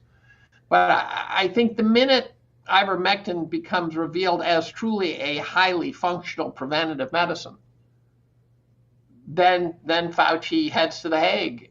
In theory, in practice, no, but in theory, yes. Well, the knock on stopping. I'm getting this echo from your side still, but I'll keep going. The knock on stopping. Is it positional? If I move closer, does it help? No. If I move back, does it help? No, I think it's just the echo in your room. Actually, no, it's definitely not just that. If you move back, it is helping a bit. Okay, but I'll sit way back here. I did a podcast with Hedgeye, and I hung a sign right over my shoulder. You know how with stages, not how much I stage, I put shit on the wall behind me. I hung a sign that said Fauci sucks salty balls. Didn't say a word. Then at the very end, I said, "Oh, by the way, you see the sign behind me?"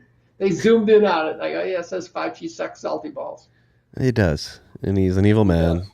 And well, like the emergency use authorization is the reason why they couldn't push ivermectin in the beginning, right? Because they couldn't force the vaccine on people if there was a preventative medicine available. People wouldn't get it, right? People wouldn't get it? Well, if given a choice, I can do ivermectin earlier. I can get a vaccine that I don't trust. They're going to do so even if legally you could release the vaccine, which they could not, you're right, then ivermectin would have been a competitor. A very cheap one at that. And the sickness, the diseased minds of these guys is illustrated by the fact that, and this is the confounding part, nowhere in society has anyone signed off on the idea that if you've had COVID, you're good to go. Nowhere. And I get it when Pfizer tries to tell you that's not the case, or when Fauci tells you that, or when some major corporation is not willing to go there. But some guy who's employing 100 truckers, that guy should be willing to say, fuck it. I need truckers. You guys you proved to me you've had COVID. We're good to go. Yeah, it works. But it's nowhere. No, it's nowhere in the conversation. And that's like, there's none of this in the conversation. Then what makes it even more evil is to sort of grandfather the vaccine into acceptance. They have to get it approved for kids. That's another thing that Robert F. Kennedy's been on. The fact that they're injecting kids with this shit is just extraordinary to me. Well, when you were gone, I was saying that as well. Like, it is disgusting. No, it's Dr. Mengele. That's not overstatement. That's not hyperbole. No, and especially when you understand if Gates is involved. I don't know Fauci's lineage too much. But where in society, when I asked this rhetorical question in my write-up, where in evolution did parents put their own health ahead of their kids? And the answer is on all those branches of the tree that are now terminal. Because that's not how it works, right? No. Eat first. No, protect grandma. Yeah. And so that's just sick bastard stuff. That's just twisted thinking. So we should not be vaccinating anyone below 40 unless they're risk. We should not be shutting down anything. And if you want to clamp down, sit in your basement. I don't care. I'm fine by that. Yeah, and the kids, man, I guess, because I have a lot of family that are doing it. And I'm like, what the fuck? Like, what are these children? So here's the problem. You and I hang out on Twitter, and so how often do you see the word ivermectin on your Twitter feed? Pretty often. Right? Every day. There are people, I'll ask Cornell undergrads, these are smart kids, do you know what ivermectin is? And they don't know what it is.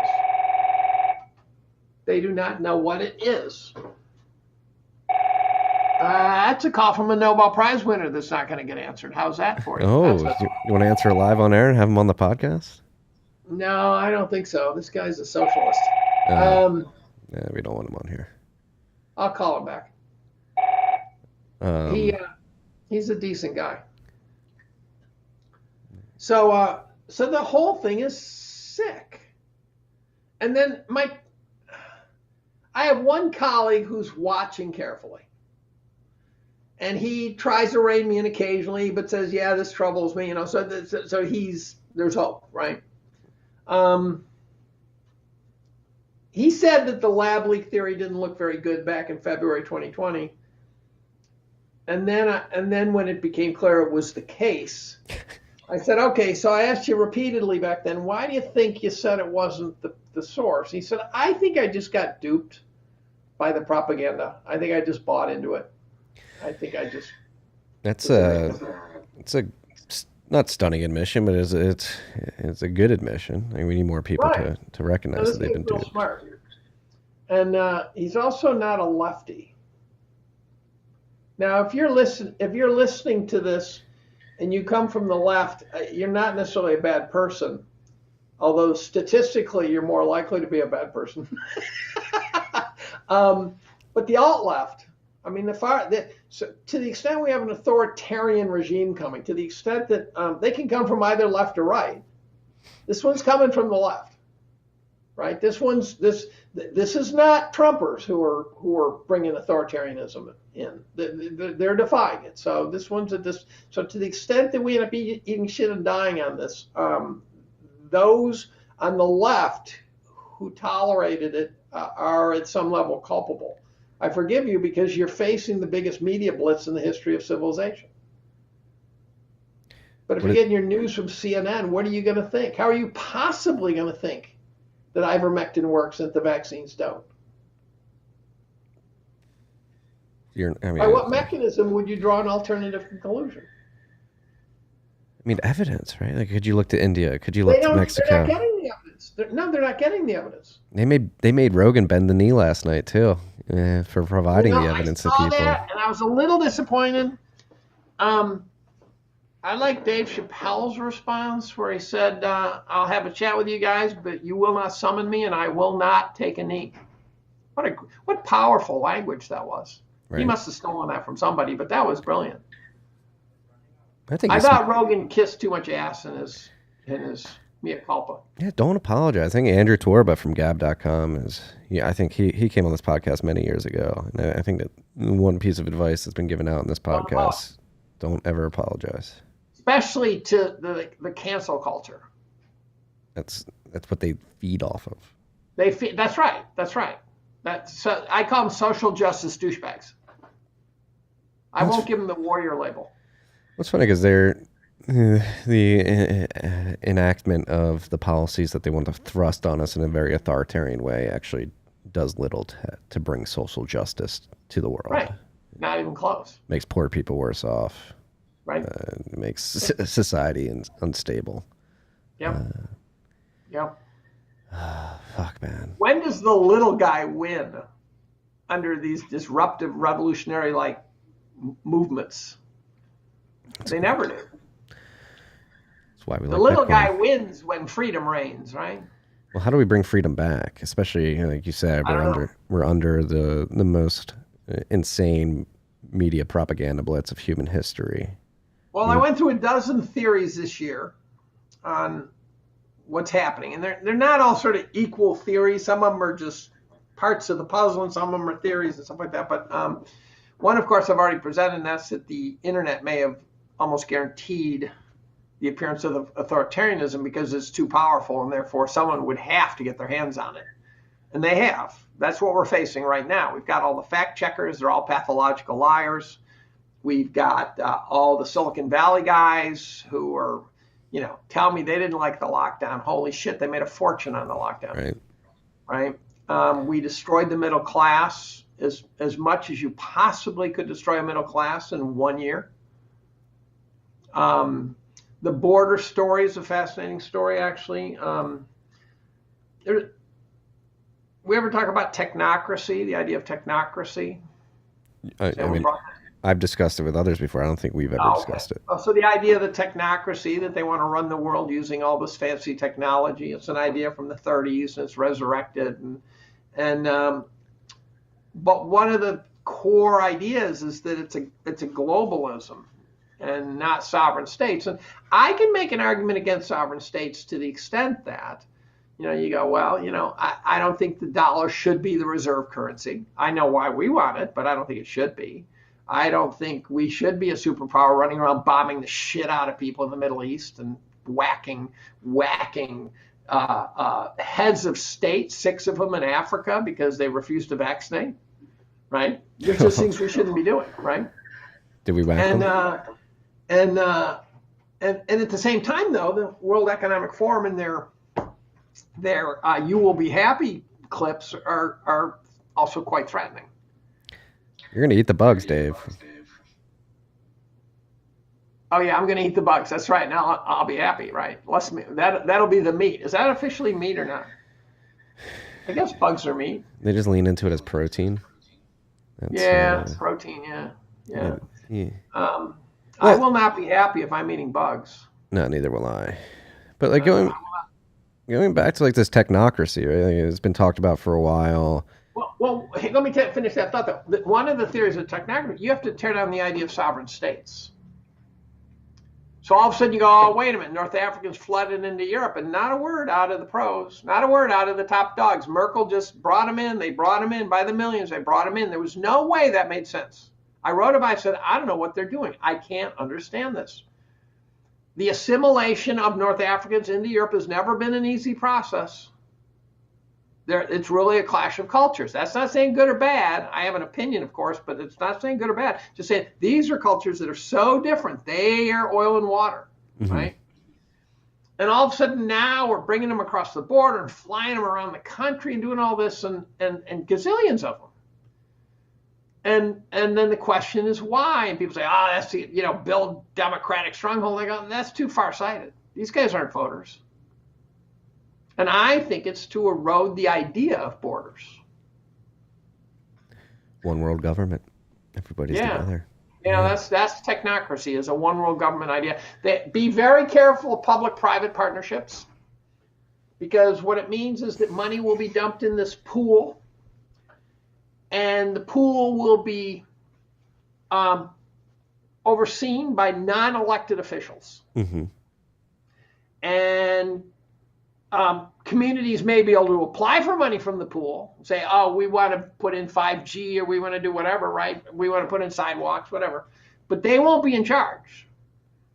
And so they don't actually get to decide what the money's spent on. They get to decide whether they want to go for it.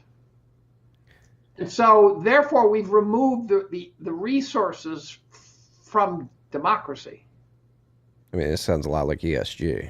Like you can't. Yeah, exactly. Very much like ESG. And so the whole, and this guy Patrick Wood wrote this book in 2018, so it's pre-COVID, and he says there will be a huge emphasis on infrastructure. Well, what are we getting, right? It's all about infrastructure. Well, not only are we getting infrastructure, but they're using like the globalist. In a bill, Build Back Better bill. Are you kidding? And when every Western leader is saying Build Back Better, what they're saying is that the global overseers, the overlords, if you want to call them that, supersede the sovereign state. Yeah, they're supranational. And by the way, I've been saying this for years. When I said, look, if you think the Federal Reserve works for the United States, you're dreaming. The Federal Reserve, they say, it's not really the government, and we know that, right? So it's a cartel of banks in which we have this facade of the government appointing the bankers in the Federal Reserve, but they in turn are the government is told who to appoint, and so that's a silly kabuki theater. But the point is that the Federal Reserve is in charge of overseeing the well-being of a bunch of multinational banks. These are not banks necessarily domiciled in the United States. This is the multinational banking system. So if it is ever in the interest of the multinational banks to throw the United States under the bus, we will be looking at axles. Yeah. These guys don't work for us. They don't care about you. They don't care about me. George Carlin, I said think he was an angry old man. I was right, but now I know why. Are you an angry old man now? I know I'm an angry young man. Well, see, here's my sympathy. It is very hard. This is a painful existence, right? So I wrote 300 pages this year. I don't know if I can do it again. It was having a mental toll on me. It was having a physical toll on me. I was writing 12 hours a day, and my wife was copy editing. And the good news is she now at least understands what the fuck I'm looking at. At Thanksgiving, when I was early writing phase, my wife was kind of just my son and my wife and I. One son's somewhere else, and blah blah blah. And my wife starts sort of, I sort of want the guy I married back, right? That sort of thing. And I try to spare her, but I'm sitting there. Fauci will come on TV on Sunday morning, and I just can't help but hurl F-bombs at him. I just can't control myself, and I can't stand it. And so in some sense, she's got a bitch, but she's kind of saying this. And I said, here's the problem, Candace. I said, it feels like to me we are in Nazi Germany in the mid-30s. And you're telling me I should shut up. And it doesn't feel like the right thing to do. It feels, I understand why you want me to, because there's risk and there's discomfort. And then at one point, my wife's not getting it. And my son says, Mom, what Dad's trying to tell you is the world may be that fucked up. Yeah. Now, she's an ex-hippie who tried to levitate the Pentagon to stop the war. I mean, I don't know how many blotter acid hits she took to do that. But so she kind of gets it. But women also are trying to make the world a safe, comfortable place for their family. And so they don't like to go down rabbit holes like guys do. Girls are, looking to make the world safe, and we're looking for bar fights, right? Well, I'm not just looking for a bar fight right now. Like I'm looking for an uprising to completely rid the world of the sissies. That won't end well is the problem. No, but these people are eugenicists at the end of the day. I mean, they come from a long line of eugenicists too. Yep, I wrote about the eugenics theory. So that was one of the dozen theories. I talked about eugenics and how it's very popular at the turn of the century. Very 1920s, 30s, a lot of eugenicists. It was considered a credible idea. Boris Johnson's dad wrote a book on it. Yeah, and if you listen to Bill Gates, I wrote about him as a eugenicist, and I said, he seems like an odd one to the extent that for the last X years of his life, he seems to be trying to save lives, right? But he will then give a TED talk and in the very same sentence talk about the importance of vaccines and reducing the population. I go, I think that the thing about Bill Gates, which makes him so interesting, is that he's so on the spectrum that he's a really shitty liar. Yeah, he laughs when he tips his hand so easily. I'd love to play poker with him, and because he's got all the money and all the tells. Of course, he's a deep pocket too. He could outbid me by just a little bit. And then there was a time someone asked him about Epstein or something. He said, well, he's dead now, so there's that. So you have to be careful, I think he said, right? Yeah, you have to be careful you deal with. And then nobody ever wants to talk about, there was some dude who worked on his property, I forget what he was, like the house janitor or something, who got arrested for having 30 terabytes worth of kiddie porn on his computer. So here's a story. I might have even told you this story, but years and years ago, before I was paying attention to anything. I mean, I literally went it was probably the late 90s. I started at Cornell at 80, so I was 20 years in, I started paying attention to markets and realized they were fucked up and stuff like that. But until then, I paid no attention to anything. I didn't know who was president of some country. I didn't know anything. I just did chemistry. And someone told me a story about delivering pizza to Gates and his friends. And I can't remember the details, but something about they're total pervs. And all of a sudden now this Epstein story comes out and I'm going, oh God, I really wish I could remember who told me about that. Go back and get the story again. Yeah, I've got trouble also with the idea that there is, I don't think pedophiles, I always thought they were soloists. Now I realize that, no, that's too dangerous. Pedophiles, through networking, do their thing. And I have no trouble with the idea that there is quite a web of highly powerful pedophiles. Oh, yeah. I mean, pedophile's a tricky term, so some guy who likes to bang 17-year-olds is legally a pedophile. operationally just kind of a perv.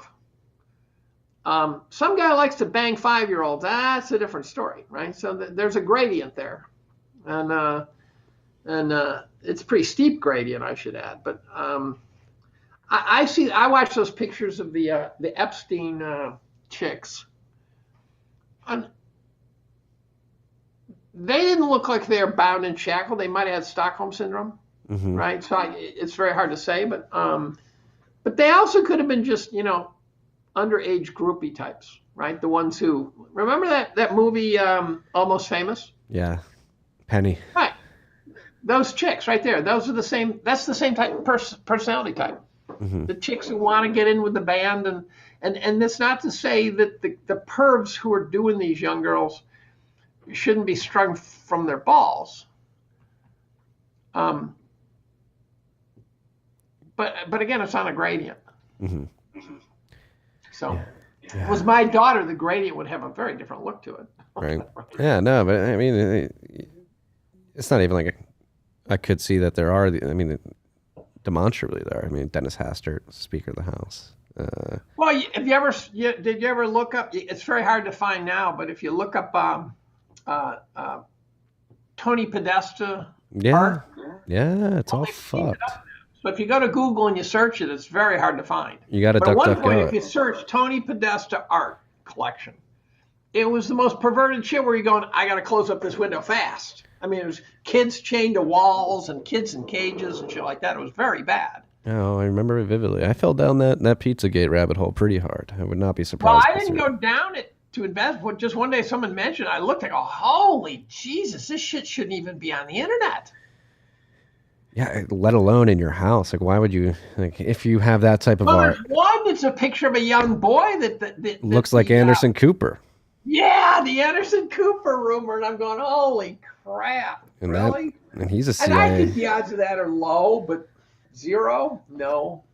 But if you look into, like, have you ever read The Devil's Chessboard? About Alan? Yes. And I was hoping it was bullshit because it's so dark. Right. And then one day Glenn Greenwald, someone mentions, he says, oh, that's a brilliant book. And Glenn Greenwald knows that stuff. Yeah. So Devil's Chessboard, great book. CIA started by Satanists who brought in Nazis. That is. And I knew that they grabbed Nazi scientists, which made sense to me. I did not know that they were grabbing commandants from concentration camps and shit. Yes. The Devil's Chessboard is a very disturbing book. And by the way, one of the things we could save our bacon, I don't know if it'll happen, but the FOIA request to get all of Pfizer's vaccines data could be a game changer because the judge, the FDA requested till 2076 to give it all up. Right? And you're going, oh, what are you hiding? Right? You know what they're hiding. They're hiding the fact they rigged the vaccine trials. But the judge turned around and said, no, you got 6 months.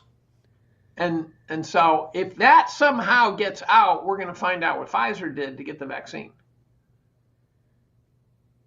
I mean, they just paid people off probably, right? Like they just had a loss leading market spend. Oh, yeah. We won't arrest anybody, but at least we'll know.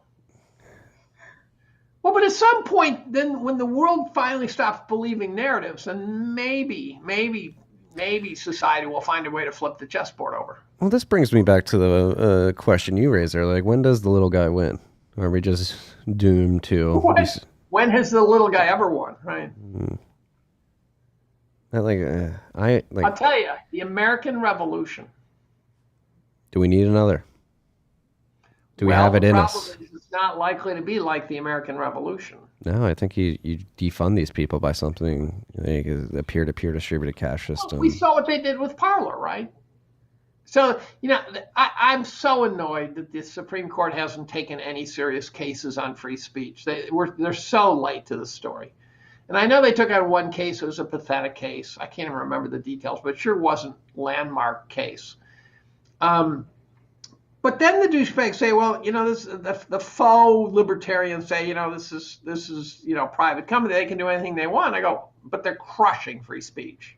They're crushing it. And I don't think that's considered legal. And so they say, open up your own company. Well, we all know networking effects. I don't have to talk to a hodler about networking effects. But then they open up Parler and then they crush it. They just completely crush it like a bug, which we're now supposed to eat. And so this we all know, and what can we do? So you go through the various moments in history where you go, aha moment, right? Aha, the Lusitania, aha, Pearl Harbor, aha, 9/11, if you wish, aha, the Las Vegas shootings, aha. But so what? If at the end of the aha, nothing changes, then this idea that, well, that can't be the real story because you couldn't keep it secret. You don't need to keep it secret. I do Twitter polls all the time. My Twitter feed knows these things. Yeah. I'm 30 now. I don't want to become an old man who lives his life knowing all this shit and nothing changes.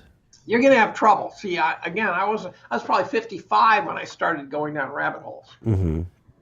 And I tell young guys who occasionally show up in my office and say, I read Zero Hedge. I go, don't stop. Don't do that. Yeah, you got to make robots and change the world and invent things. And it's very hard to do that. You're kind of a professional at this. So you're monetizing crazy shit. Right? Yeah. Your podcast is. I monetize the podcast, yes. But okay, maybe I'm able to because, like you said, you do your Twitter polls and people believe that. And there is an audience out there that wants to hear these conversations and knows deep downly, viscerally, that things need to change. It's just how the So I've been laboring over this question of what do I do going forward? Because as I said, it took the hide off me to write this year in review. And they used to be about human folly, right? They used to be about, night trading, wrote a fucked up algorithm and 45 minutes later they were insolvent. Isn't this funnier than shit, right? I wrote about social justice where so-and-so did something stupid to some dean. But that stuff seems trivial in some level. Now, it's not because it's also how authoritarianism comes in. But this year's was so deep, dark, heavy that I can't go deeper, darker, and heavier. I also had the semester off so that it was the one year that I could go deep and dark and heavy and somehow pull it off. And I still missed deadline, right? Would have loved to have finished it in December of 2021. I got a new course next semester. I don't have time. I have to repot myself, and I'm not quite sure what to do. Now, what I don't want to do is start writing blogs for which one of the things about writing an annual review is I get a year to ponder. Mm-hmm. I get a year for the plot to thicken. So January 6th, for example, is a great example since it started at the beginning of the year. And for a calendar year, I paid attention to that plot line and developed a sense of the nuance and the players and Now, you can blog by waiting until something is ripe and then writing about it. But you can also be, topic du jour the thing. And it's pretty boring. You'll be writing about meme stocks, which I did write about. Mm-hmm. But I sort of overviewed it. And, writing a blog about what GameStop is doing today doesn't do shit. It's not very deep. Yeah, you got to zoom out. You got to zoom out. So but I don't think I can write another one of these monsters next fall. For a host of reasons. The world needs it, Dave. Well, people say that. And for those who don't know anything about what I'm talking about, what I'll tell you is last year, former Secretary of the Treasury read it. I've got hedge fund guys reading it. I run into people all over the world who read it. And it's not the way to market it. One blog a year. Oh, there's a way to monetize it. I don't get paid anything for it, so I've already monetized it. But when I'm done, there is a real sense of achievement. I've thought of just going to writing books, do a Rickards thing. But writing a book's a different story, too. Writing a blog is a kind of a different kind of a bar. Where a book you have fact checkers, and blogs, this is what I think. Yeah. Right? No one expects a blog to be spot on correct. They say, hey, here's a guy blowing hot air. Well, I wouldn't. I mean, I think you could write a book. I don't think you need to worry about the fact checkers. I could write a book, yeah. I don't think what you just said, like, oh, you need factors. I think you're just caving to the mainstream sort of framework of what they say a book can be. Supposed to be. Yeah. Yeah. I think about writing a book too. We should write one together. Yeah. The the revolution has begun. The revolution has begun. Get a I fight. imagine that title's already taken. Well, it's like, look at like January 6th. Like they try to say that is the greatest attack on the United States since 9/11, which is incredibly insulting. And to all those people who died on 9/11. Yes. And all those people who died afterwards fighting over shit that was ginned up crap. And this is another case of just like pure propaganda trying to force a narrative that then forces change at the federal level that ships us further. January 6th may be the most important single day in history, but not for the reason that the narrative says, right? I call it the debutante ball of the war on domestic terror, right? So the war on domestic terror has been simmering out there for quite a few years, right? But January 6th, they kind of launched it. Yeah. The war on domestic terror in a nutshell is a war against the populace. And in particular, it's a focus on a specific racial slice of the populace. What kind of war is that again? That is batshit crazy stuff. Right? You're declaring war against me because I'm a white guy? Is that really what January 6th is about? It seems to be.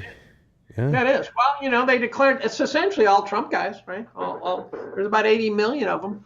Oh, like what? Like, was that crisis acting? Like, why were the cops letting them in? Like, if you see the footage inside. That was a political trap. That was a trap. So the biggest mistake Trump made is he didn't see the trap. So he should have seen the risk of riling up a mob. He should have seen that could go bad. But what he really missed, and Bob Luntz, the pollster, who I think is a shill of a higher order, he analyzed the thing. And as much as I don't like Luntz, and as much as I think he's a political hatchet man and he does all sorts of stuff that I don't trust, he's still smart. Mm-hmm. And he said that Trump should have seen that. Now, what Luntz didn't mention is that Trump should have seen that it was a setup. It was a trap. It's like a blitz, right? When you smell a blitz, you go back and they let them come in, and then you backpedal and you throw a screen pass, right? They threw a screen pass, and so the document, the resolution to get the evil white evildoers, was uploaded at something like 4:10 p.m. on January 6th. That's some fast writing. Right. It was written. It was dated January 5th. So they wrote the thing before the event occurred. What did it do? It took a crisis where there was tremendous number of people who really think the election was rigged. I happen to be one of them. I happen to think the election was rigged. I happen to think the elections have been rigged for many years, but until this one, the rigging was like a game of capture the flag. So the right and the left would rig against each other. They didn't give a shit because they were all basically the same team. I mean, we have cryptographically provable email evidence that they were at least rigging the Democratic primaries. Right. No, the whole thing I think was rigged. And people say, oh, I went to court 61 times. I go, didn't get to the evidentiary stage once, not even once. So what it did is it took this situation where there was kind of a crisis because a big chunk of people didn't trust the thing. And by the end of the day, they signed off on the electoral votes. Being a right-winger was toxic. The Republicans were hiding. The Democrats, a huge power gain. This is like a reversal in wrestling. The guy's almost pinned, boom, flips him over. Next thing you know, it's a pin. And so now the Republicans won't go near it if they can help it. The Democrats it's going to be a national holiday to celebrate douchebag white guys. And the whole thing's repugnant. So the FBI was all over it. We know they were setting shit up. We know Ray Epps and all those guys. There's dozens of FBI guys. I read an article by an ex COINTEL sort of FBI guy, and he said he was walking the crowd. He said he gets the FBI guys all over the crowd. He goes, up, there's a couple, up, there's another one. Yeah, that famous picture of all the dudes with the yeah, I know. Haircut. It's become a meme, right? I wasn't even positive that came from January 6th, did it? Do you know it did? No, they were wearing T-shirts and shorts. So it definitely didn't come from January 6th. I think it had something to do with it. Like, but the spot the Fed? Yeah. And then there was one that was really funny. It was gridded off. It's one of those like capture things that says, click all the boxes with a Fed in it. And so it was this phenomenal political coup. They flipped the momentum so dramatically in one day. But the problem is they've also launched this war against domestic terror. And it reads, when you read the things they say, you go, you sound like a fucking Nazi. You know that, right? And like in one of the bills against it, they mention white 19 times. Really? 19 times. Now, all you had to do was say domestic terrorists, anti-government, anti-whatever, but they said white 19 times. I think that's probably pretty unconstitutional, is my guess. It's pretty fucking scary, definitely. Well, definitely scary. And so this really is an extraordinarily threatening period in history, and the leaders seem to not. They're playing the most dangerous game. So if this is just political hijinks, right? If this is just the Democrats playing capture the flag, okay, we're going to use this to get the Republicans out of there and to win the House and whatever. They're playing an extremely dangerous game. They are playing with fire. Playing with lives. Yeah, they're juggling dynamite. They are playing with lives. The fact that the guys were in solitary confinement and their lawyers couldn't get to them, and they can't see the 14,000 hours of videotape. Those are gulags. That's not a prison. Those are gulags. And then, of course, Putin nails it. You have to respect Putin. Putin's comment was, on January 6th, 450 people were arrested for the crime of showing up with political grievances. I'm going, oh my God, Vlad, you are a rock star, baby. That is nailing it. That's a way to shove everybody's face and shit over here. Putin is a genius. Putin has an uncanny sense for how to. When I listen to interviews where I obviously don't speak Russian, but they're subtitled, I presume they're translating it correctly. He's a rock star when it comes to controlling the narrative. Yeah, he knows exactly what buttons to push. Exactly. And it's not that I don't believe that he kills people when he needs to and shit like that, but I also think we do. So I don't know where to go from there. I mean, I presume he's worse than our guys. I don't think he's necessarily worse than Alan Dulles was. I don't either. The Dulles story is horrible. I, by the way, read The Brothers, which was a watered-down Dulles book about the Alan and Foster. And it didn't do it. And then I saw the Devil's Chessboard, and I said, okay, I'm going to have to read that. And I read Eisenhower's biography because Eisenhower kept showing up in the Devil's Chessboard. So I got to find out where Eisenhower fits into this story. And it turns out Eisenhower's biographer almost didn't mention Dulles, even though he had to have been in there in the middle of shit. I think Eisenhower didn't trust Dulles, and he just kind of kept him at arm's reach. Well, I mean, his farewell address would signal. Wouldn't you love to know what he was talking about? Right. I know it. We know generally. I was on a podcast last night with the Zoom call with David Icke. Yeah. Ike. Oh, yeah. Yeah. So he was out there, and I asked him a lob pitch question, but I was hoping to go deeper. I said, "What are the school shootings about?" Now you can say, get rid of guns, cause fear. I was looking for something deeper. He didn't get there. I mean, he's deep on lizard people theory. I think so. I did a podcast with his son, but I wanted something a little bit deeper than that. I was hoping what I should have done is preface the question with the statement I just gave you, and then said, what else is underneath that? Well, it sounds like you have theories of what else is underneath that. No, I don't actually, except so I don't think it's just to scare the populace, because I don't think school shootings really scare people that much. They're statistically to a problem. I do think that they were serving the purpose of getting us to fight with each other. Yeah, similar to And George Floyd, Black Lives Matter. yeah, right. Us against them, right? Constant us against them. Constant us against them. And that's what we do in the Middle East, right? Oh yeah. So Fuck, man. Is it when again? Maybe it never stops. But it's something like this. well, so here's the question. Do you believe there's good and evil? Like, do you believe we are in a global battle of good and evil right now? Well, I'm not sure there's.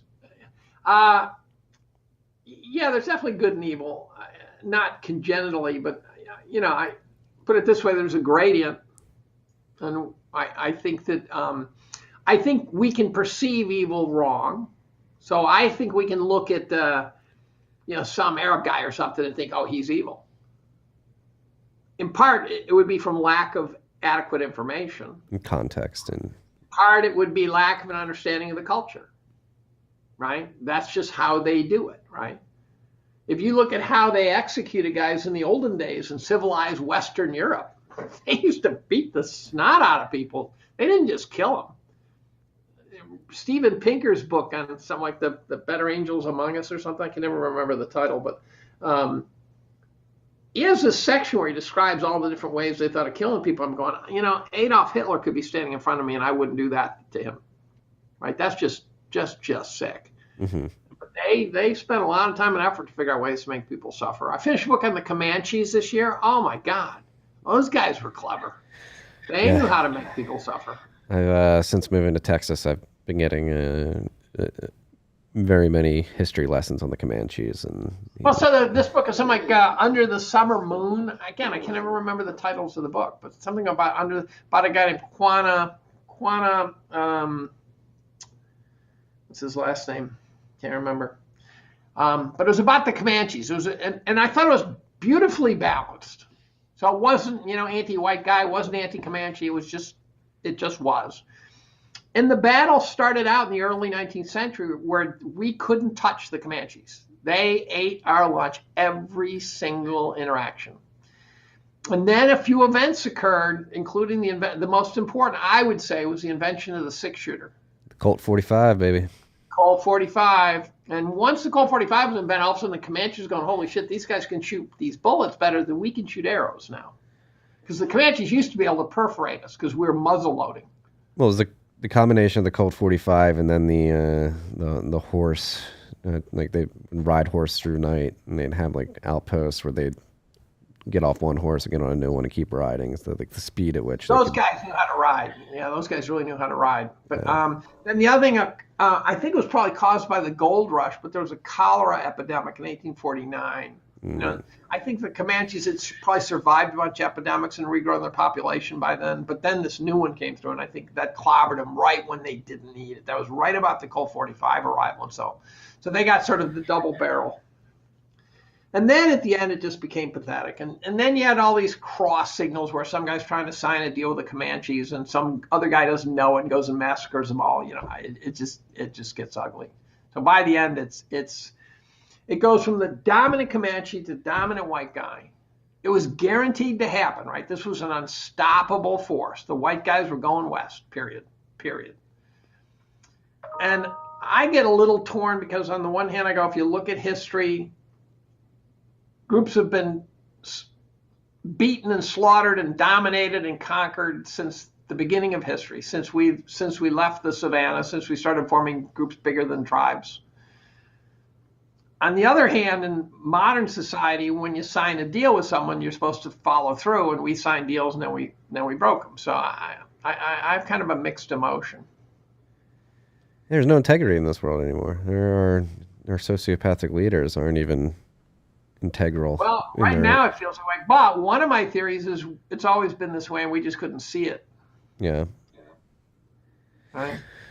But yeah, going back to like your view on the internet being like the authoritarian, technology that really throws us into a global gulag. But maybe I'm a naive optimist and idealist, but I do think the internet, via the ability to have conversations like this and get this type of Still, we can't.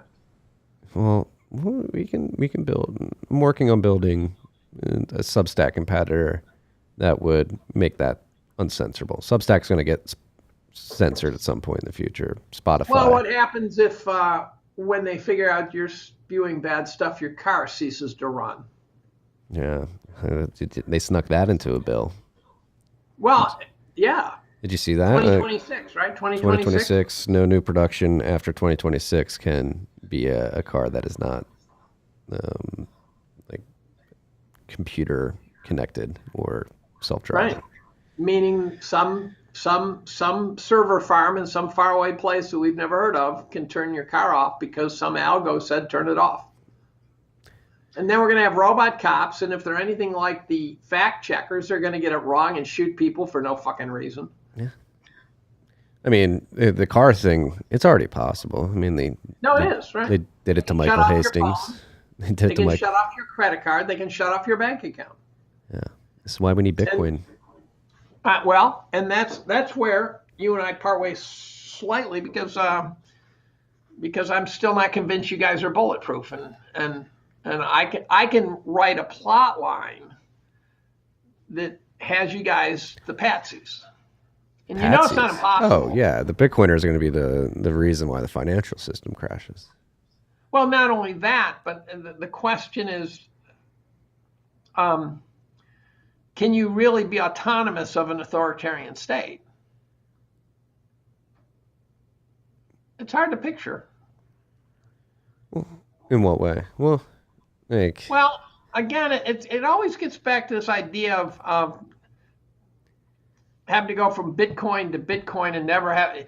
If you stay within the Bitcoin universe, then I really don't understand Bitcoin well enough to know if that guarantees you're okay.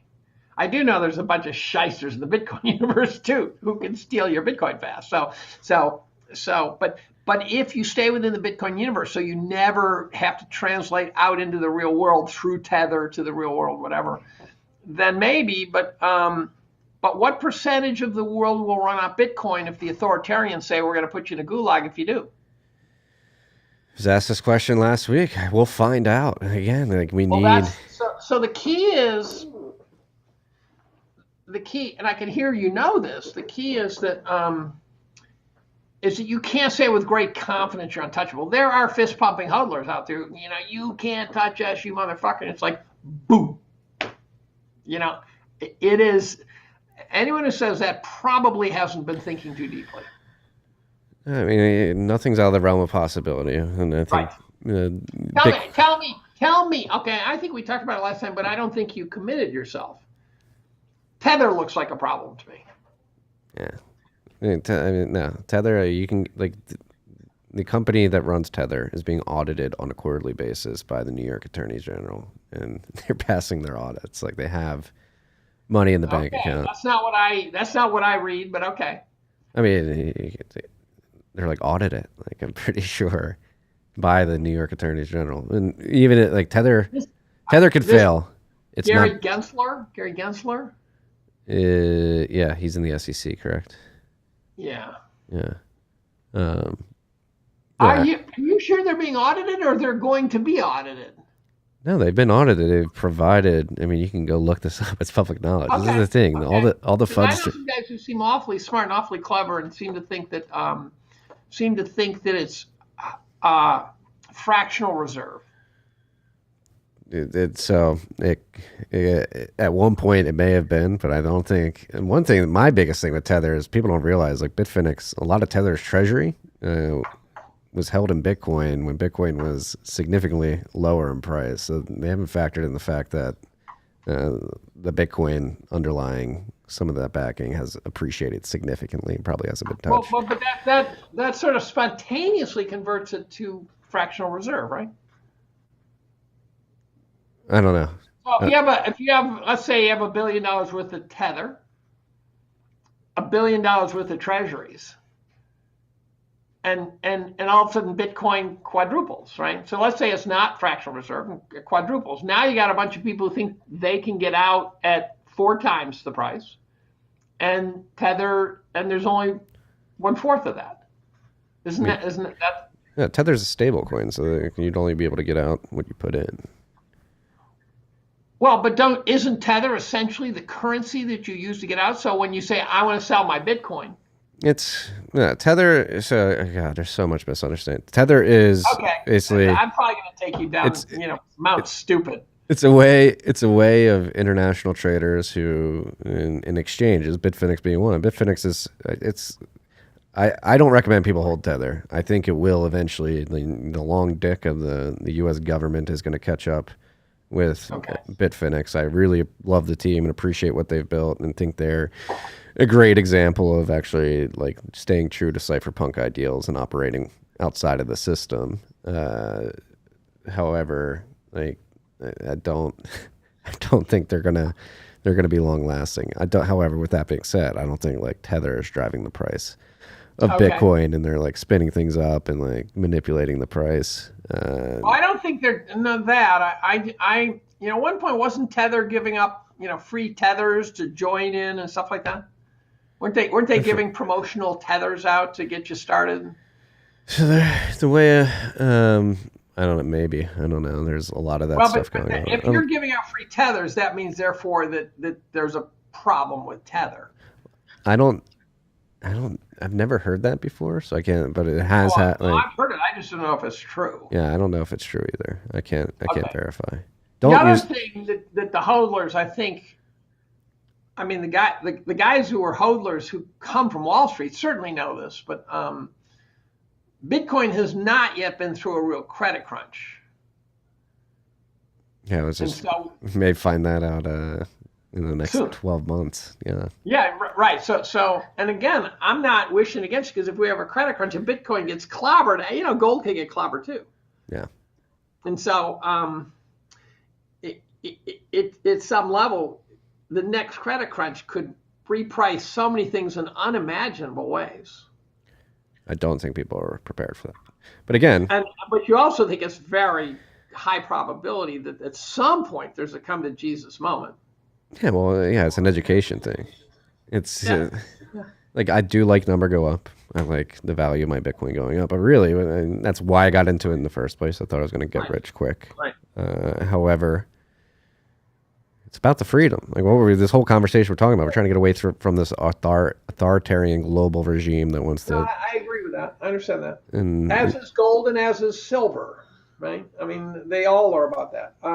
But Bitcoin has such a better chance of succeeding than gold and silver due to the fact. I think you're full of crap on that, but we can disagree on that. I think the physical nature of gold and silver is so confounding for the ability of those to actually succeed at supplanting the dollar system. It's an insurmountable problem for them. Where the fact that Bitcoin's digital, it's divisible. For example, one of the things I hold is Central Fund of Canada. And it's audited, and it's in a warehouse. It's in a vault. And it's audited. Justin Trudeau, he takes some ivermectin, cures himself of COVID, shows up to that vault with the Canadian military. It's gone. You can't do that with Bitcoin. Like you'd have to go to every individual holding it on a personal wallet, and then you'd have to actually have them sign a transaction. It keeps getting back to the illegality of it. So I just have this great faith that the long arm of the state can squash any bug it wants. It's not going to squash this one, I don't think. Because again, and then it's connected to the energy too, like the way. Yeah, like China tried to kill Bitcoin last year, and what happened? I don't know what they tried to kill Bitcoin. I think they just didn't want their guys using it. No, yeah, that's a good point. But they should have tried to kill Bitcoin, because if there was ever an opportunity for a massive superpower on the global stage to kill Bitcoin, that was it. They had 60% of the network hash rate in their borders. They could have easily confiscated all those machines, plugged them in, and attacked the ledger if they wanted to. They didn't. So that was a massive. Why not? I don't know. It's a blunder. They're a strategic blunder, in my So opinion. what would have happened if they did that? The network it would have reorged, and the participants would have to decide, hey, do we do a proof of work? Do we switch out the proof of work algorithm, which is one mitigation that you can do there if a large nation state ever gets is a nuclear option. You never want to do that, but it is possible. And then you would restart the ledger at a certain block height and use a new scripting algorithm, or I don't even know if it's technically a scripting algorithm, but you use a new hashing algorithm to. So I've been asked on a number of podcasts, what price would I enter? And that's never the answer. That's not the right question. What event would get me to enter? And the event would be, and I'm sufficiently ignorant that I might not see it even if it's right in front of my face. So I'm counting on you to tell me. Of course, you're trying to tell me now. The event would be something that changes my view of Bitcoin's risk. So, and what it would likely be affiliated with is a near-death experience where you guys survived it. I mean, we've had many. Well, you've had some price drops, but I've not seen you won a battle against the state. I mean, the China thing was the net. Well, yeah. So the China thing, and maybe it wasn't a direct battle against the state, but what it proved is that the network, again, 60% of hash rate kicked out of China. What's that do? It makes it so blocks come in slower because there's less computing power solving hashes to add blocks. Satoshi's design is impeccably beautiful in the sense that happened. He took off 60% of the hash rate that was built up over the course of 12 years at the time, over more than a decade. Who is right now, in your opinion, the world's most expert hodler?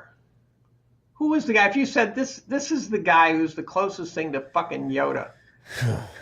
Oh, that's hard. Now I you're know putting me on the spot. Fauci might be out there, and it might be him, but it might not be him either, because sometimes the first touch guys are not the guys who know. Like Kerry Mullis invented the PCR, but he might not be the world's expert at it. Well, he's dead now, and he died in 19, so that's coincidental too. But who is the guy who you say this guy knows the inside and out of Bitcoin like no one else in the world? Probably Greg Maxwell, who's a developer who sleuthed it on Reddit and the Bitcoin mailing list and IRC. Peter Wola. Does he have a book or anything? No, I don't believe so. He's too busy. You go find Greg Maxwell Reddit posts. It's funny. He just lives on this weird Bitcoin cache. It's not even a Bitcoin subreddit. So someone wants to get from 0 to 60. I've asked this before probably. What's the best book? 0 to 6. It can't be a pain in the ass. It can't be too technical. Can't be too simple. I do not want a book where some guy's fist pumping his way through the book. Well, I don't think it's a book. I think it's a blog series called Gradually Then Suddenly, written by Parker Lewis. If you want to understand the robust nature of Bitcoin from different aspects and understanding the value prop of Bitcoin from different aspects, whether it be the network, the monetary policy. He does address nation state attacks too. Like how do you see a nation attacking Bitcoin? I'm not smart enough to know. I'm not the guy to answer that question. I mean, they'd have to. Well, a very simple one. They say Bitcoin's illegal. Yeah, and that could happen here. Right. The global nature. You don't think there's a rogue state that's going to say, all right. No. I think there might be, but then the question is that if as you start to sort of corner it, at some level, what you're losing is the networking effect. No, that's what we learned with China. Like if you could take out 60. No. But if I own Bitcoin and they say you're going to go to prison if you use Bitcoin, I'm not going to use Bitcoin. Why are you such a pussy, Dave?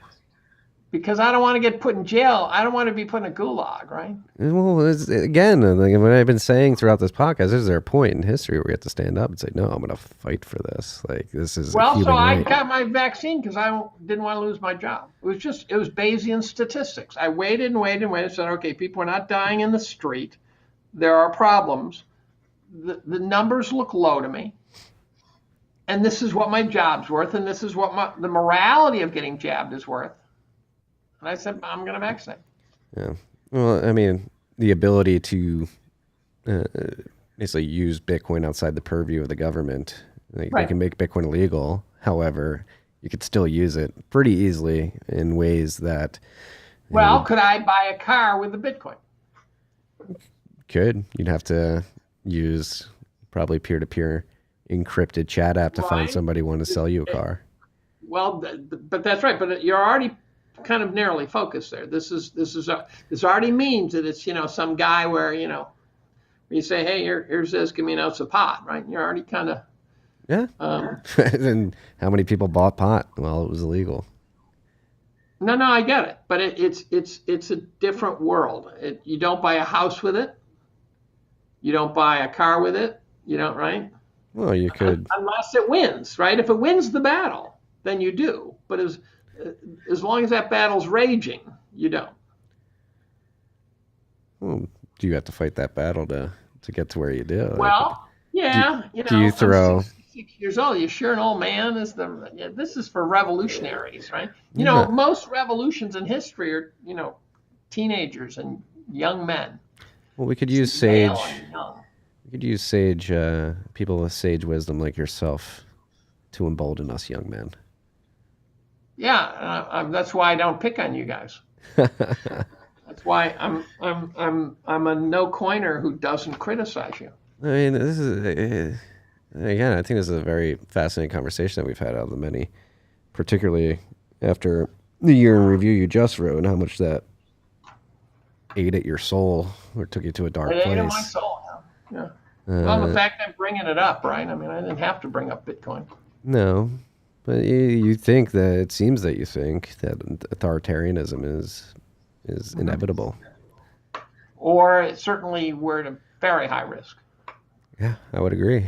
High risk. I don't think it's inevitable. I think literally what I say it's possible it's inevitable. And that is to say that right now I don't know. But it's possible that it was unstoppable when the internet went live. That was the butterfly flapping its wings that was going to produce global authoritarianism. That's not to say that right now I know that.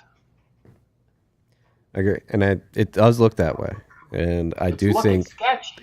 Well, since we last talked, I joined a venture fund that is investing in Bitcoin infrastructure and free, open systems, or companies building open systems that can't be co-opted and controlled the way Twitter, Parler, whatever it is. And one of the companies is called Start9 Labs. They're building an operating system called Embassy OS, and they are basically building a platform that will allow you to create. You can do Google Docs without Google. You can have a password manager that's not managed by anybody. They can't control that. Like personal, at-home server architecture that can get us away.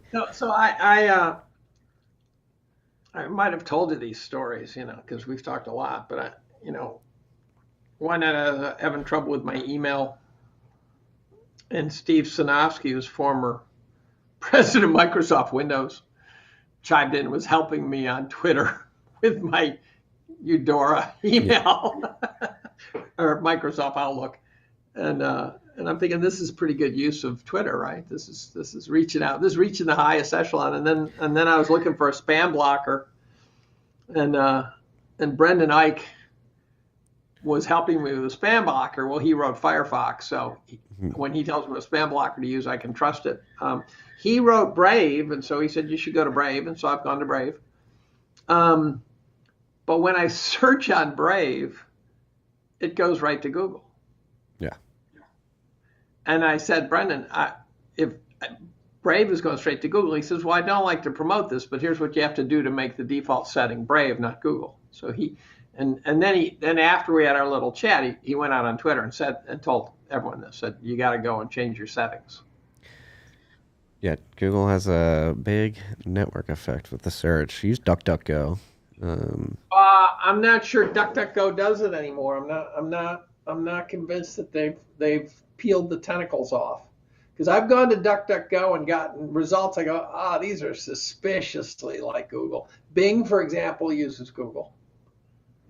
I think Google might have more control over the searches than we realize. They certainly have a shit ton of control over the searches. But again, we got. But I've gone from, I think it was a year ago, writing about the privacy issue of Google to writing about them stepping on our throats like fucking Stalin. Yeah, I mean, Susan Wojcicki. So it's been a very quick plot line. Google might rip this interview off of YouTube. So, yeah. Right. And COVID taught us a lot. That's where COVID is an important story because even average Joes are seeing the authoritarianism underneath the ivermectin, underneath the vaccine mandates, and the lockdowns are going, wait a minute. I didn't sign up for this. I hate they have little hope that we need systems like Bitcoin if we are ever going to live in a non-authoritarian global world order. And I don't think the state is certainly going to try to kill it. I don't think they're going to be successful. And like another reason, I don't think that too, because Bitcoin. See, for me, the buying opportunity of the century. Again, I passed on it at 10, right? Yeah. So it's hard to buy it at 60,000. Luckily, it's only at 38 right now. So. Yeah. To me, the buying opportunity of the century will be that near-death experience where it's gotten the shit beat out of it and it won. And I might not get that opportunity. Well, because I think it's already winning. I don't think. Well, based on the ability, basing its purchasing power, it's battling. It's not. Well, it's not only its purchasing power. It's becoming critical infrastructure for the energy sector, which, as we talked about earlier, is in dire Now, need. clarify that for me. I know it uses a lot of energy. Tell me about the critical infrastructure for the energy sector. What does that mean? So it takes a lot of energy. Well, I know, but that's the downside of it. No, that's the beauty of it. It helps us make. Why? Because Why? the economic incentives of miners are to drive their cost to produce a Bitcoin down as low as possible, and an integral ingredient in doing that is driving their all-in electricity cost to mine the Bitcoin down as low as possible. So you think it will be a technological revolution in energy production spurred by Bitcoin? Yes, because the cheapest energy on the planet is that which is stranded or wasted. So I've worked for a company where we go to upstream oil and gas companies and say, hey, you're getting... How does that... Okay, so Bitcoin uses wasted energy, but that's not a net win to the extent that that energy... What would be a plus if Bitcoin found a way to use that energy, which then showed people how to use it for other stuff too?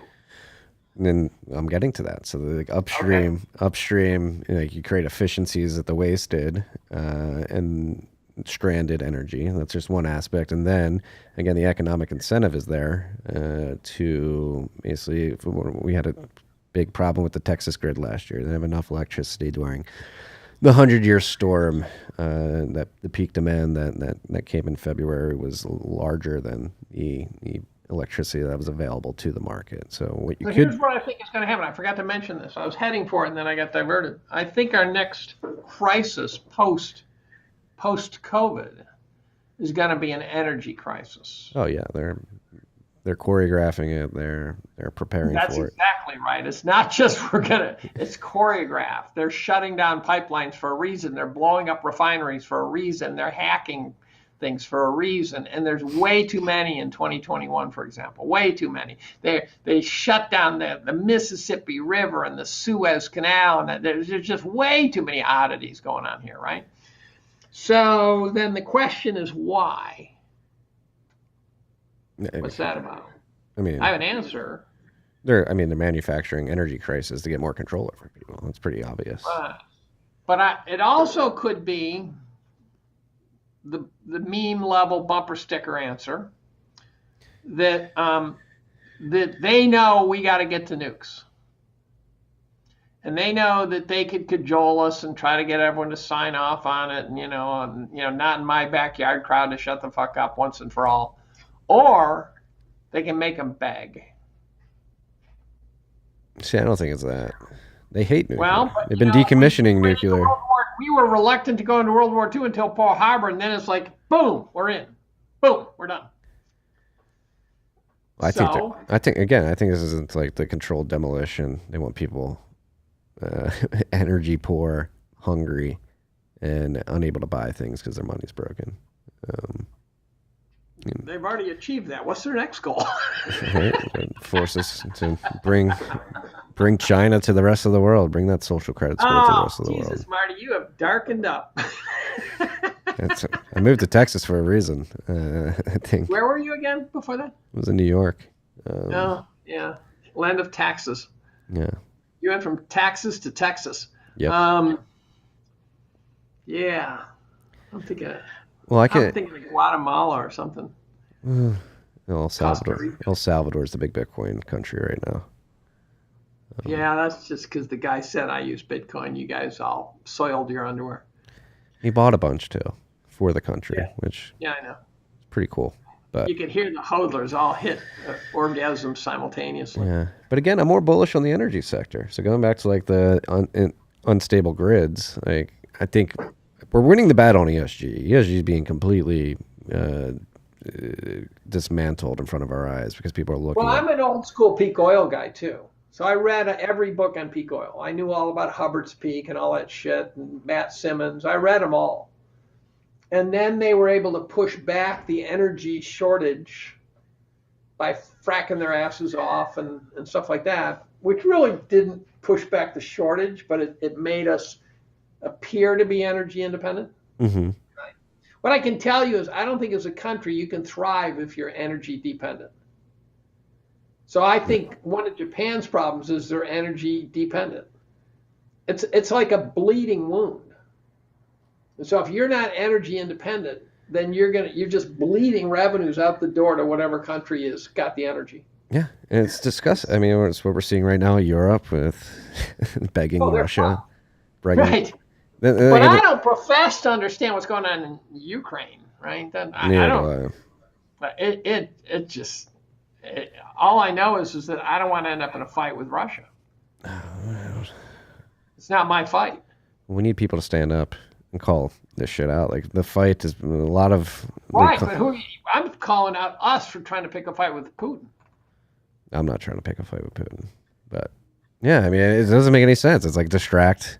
I think the whole Ukraine-Russia thing right now is just distraction because China's going to go in and take Taiwan. Well, I have a friend who lived in the Ukraine for quite a while. Is it the Ukraine? I never know. And he said that if he talks to his friends, they're going, we're not worried. Yeah. So the guy in the street saying that Putin's not coming over here. No. I'm worried when you have a superpower like ours, it's being run by a guy who's sitting in his basement playing Game Boy because he's got no marbles left. This is not a healthy situation. This might be a time in history where you need a kind of a Reagan type where the opposing team is going, we just better tread softly here. Yeah. We don't have a Reagan type. We got nutballs. We got social justice warriors in there. We got Biden who's clearly calling none of the shots. Yeah, I mean, none. Can't even wipe his own ass. Shots, so we don't know who's calling the shots. But if you were China, you'd be mowing into Taiwan this year. Exactly. That's what I think's happening right now. It's all distraction for Taiwan. Right. I mean, look how quickly. You're waiting for the Olympics to end, and then off they go. Yeah, look how quickly COVID really had people forgetting about Hong Kong. And look at Hong Kong now. It's Yep. Well, in some sense, didn't China own Hong Kong? Yeah. Yeah. I remember when it got turned over, I go, fuck, that's a problem. I go, well, someone signed a lease. 100-year lease, right? 99-year lease. And up. That's what happens when you sign a lease. Then we're not going to re-up you. Yeah, but you don't have to. So I worry a lot about it. And I worry that the Democrats are going to run Kamala Harris. Of course, I think she's going to be president before the election. I don't think Biden can. I think it's just going to become so embarrassing. It already is. Yeah. But I don't think they're going to run her in 2024 because she can't win. And then I go, but I'm really terrified at the prospect that she could win. Because she looks so unprepared to be in a position of authority. Yeah, I mean, they all are woefully corrupt and unprepared. Yeah, I'm completely jaded by the federal government. You know why Eisenhower ran for a second term? He said that he just didn't think Adlai Stevenson had the qualifications to be president. I'm thinking, oh boy, Eisenhower would be rolling in his grave if he looked at the meatloaves we're looking at now. I mean, a good argument to be made that people in the future, many decades from now, will look at 2022 and they'll recognize the American empire have fallen years before this.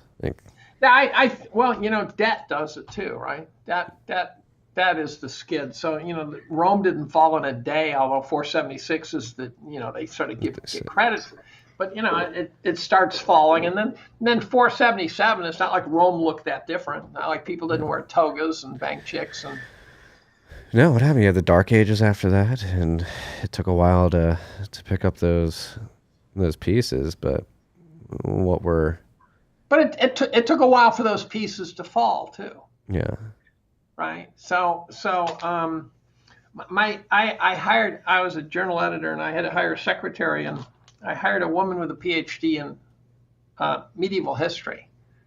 Note to self, don't get a PhD in medieval history. You'll end up being a secretary, right? That's the first message. Not that there's anything wrong with that, but you don't want to spend all that time to get a job you could have gotten out of high school, right? And I asked, how'd you pick medieval history, which I think is fascinating. That's why I hired her. I said, how's it going to be fun? She said because she was studying history in high school and loved it, and they went from Rome to the Renaissance. And she raised her hand and said to the teacher, what happened in between those two? And the teacher said nothing. And she said, that's when I realized that's the part I wanted to study. Yeah. And I read so many books on medieval history. And I kept thinking, where the hell are all the wizards and the dragon lore and all that shit? I just didn't understand where all the folklore was. And it was quite normal. It was, serious peasant world, And then I finally read one. I realized it was those books about Prince what's his name? Not Charming. Whatever, those romance novels, that's where they all came from. The Knights of the Round Table. Prince, come on, give it to me, young 30-year-old. Who's head of the Knights King of the Andrew? Round Table? No. Fuck no. You're worthless. Come on, dude. I never got into that shit. Yeah. Medieval history is fascinating. Prince Arthur. Round Table. Names. And it was a bunch of Lancelot. Oh, yeah. That's right. And it turns out that's where all that crap came from. It was just a bunch of dime store novels that presumably people read to get the hots, right? To get it up to bang their wenches, And I go, that's where all that crap went. Because I just couldn't find any of the mystery that was surrounding that. If you read the Canterbury Tales, you can tell there was like a culture like that. I have not read Canterbury. I might have read part of it in high school, but probably not because I didn't read many of the books they asked me to read. I would read master plots and get the basic idea and pass the test. And slow reader. Work smart, not hard. My lips get cramping up when Well, Canterbury Tales is exhausting, right? Yeah, it's not an easy read. No, it's not. I was forced to read in high school. And what's the other one? Beowulf. Yeah, that's too hard. I want easy reading. So I read the Jim Thorpe biographies and things like that. Yeah. Is the RFK book easy reading? I audioed it, so it's very easy. I'm not even completely done with it. I just know the RFK book will freak you out. Yeah, I'm gonna Audible book that one. Well, I put it. The speaker is a pretty slow speaker, so around 1.5 speed is a pretty comfortable speed. Some speakers that's too fast for me, but this guy would drive me nuts at regular speed. And Okay. and I think it's about a 15-hour book at 1.5. But it just keeps bombarding you. It just keeps carpet bombing your brain with, oh, by the way, and how many people have been slaughtered by remdesivir. My Zoom group, by the way, there's a guy who's considered sort of the world's expert on remdesivir massacring of patients. So if anyone's listening, if you get COVID and you go to the hospital, please, please, please tell your family members before you get sick, do not let them give you remdesivir. They are killing people with remdesivir. It is mass murder. Its nickname is remdesivir. Yeah, it's remdesivir. Remdesivir was pulled from Ebola studies because it killed everybody. And they're still killing everyone. You know what they did? This is the sick part. This is what they goddamn did. They pull remdesivir off the shelf for COVID. Fauci signs off on it. It's the only solution. It's the official sanctioned drug. And when they tried on Ebola, 4 of the 5 patients died from kidney and liver failure. So what they did is they pull it out again. They start giving it to COVID patients. But the slimy bastards figured out that if they describe COVID death, including the symptoms of remdesivir toxicity, then no one would know the remdesivir is killing them. And so it turns out kidney failure and liver failure are a big part of COVID deaths. And the virologists and the docs are going, I don't get this. A respiratory virus killing people through their liver and their kidneys just doesn't make sense. And one doc, guy named Brian Artis, who I had about an hour conversation with, so wait a minute, that makes no sense. And so he digs into it. He finds the remdesivir toxicity symptoms. He goes, there they are right there. They wrote remdesivir fatality symptoms into the COVID white sheet describing what happens when you die of COVID. This is, and guess who was on the committee? Majority Gilead representatives. Lovely. Yeah. Lovely. Yeah. Lovely. We live, high crime is at an all-time high. Like you said. I think the only way we get out of this is some event that will be so bad that we'll wish we hadn't done it. I think that may just take time, like you said earlier.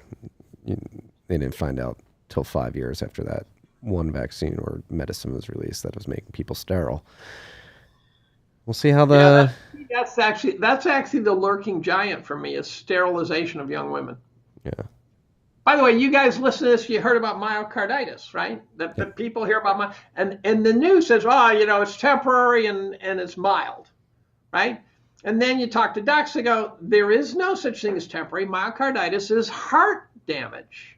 And there's no such thing as mild myocarditis. It's heart damage. Now, we don't know if vaccine-related myocarditis is the same as the kind you get from nature, which I don't know what triggers it. Mm-hmm. But myocarditis historically has a 20% fatality rate within 2 years. Has a 50% fatality rate within 5 years. What do you bet the fatality rate is within 10 years?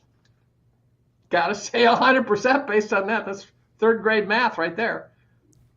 And so then the question is, are all these myocarditis cases, are these guys all dead? Are they going to die? Yeah, I think the answer is I don't know.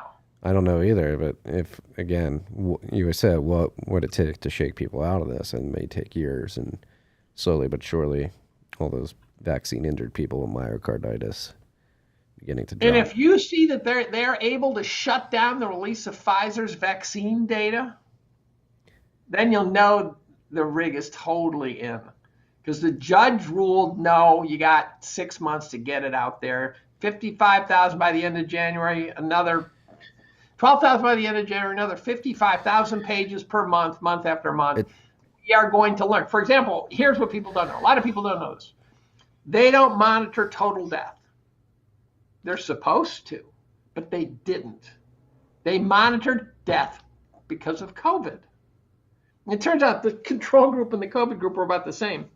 But if you monitor total death, the control group survived better than the vaccine group.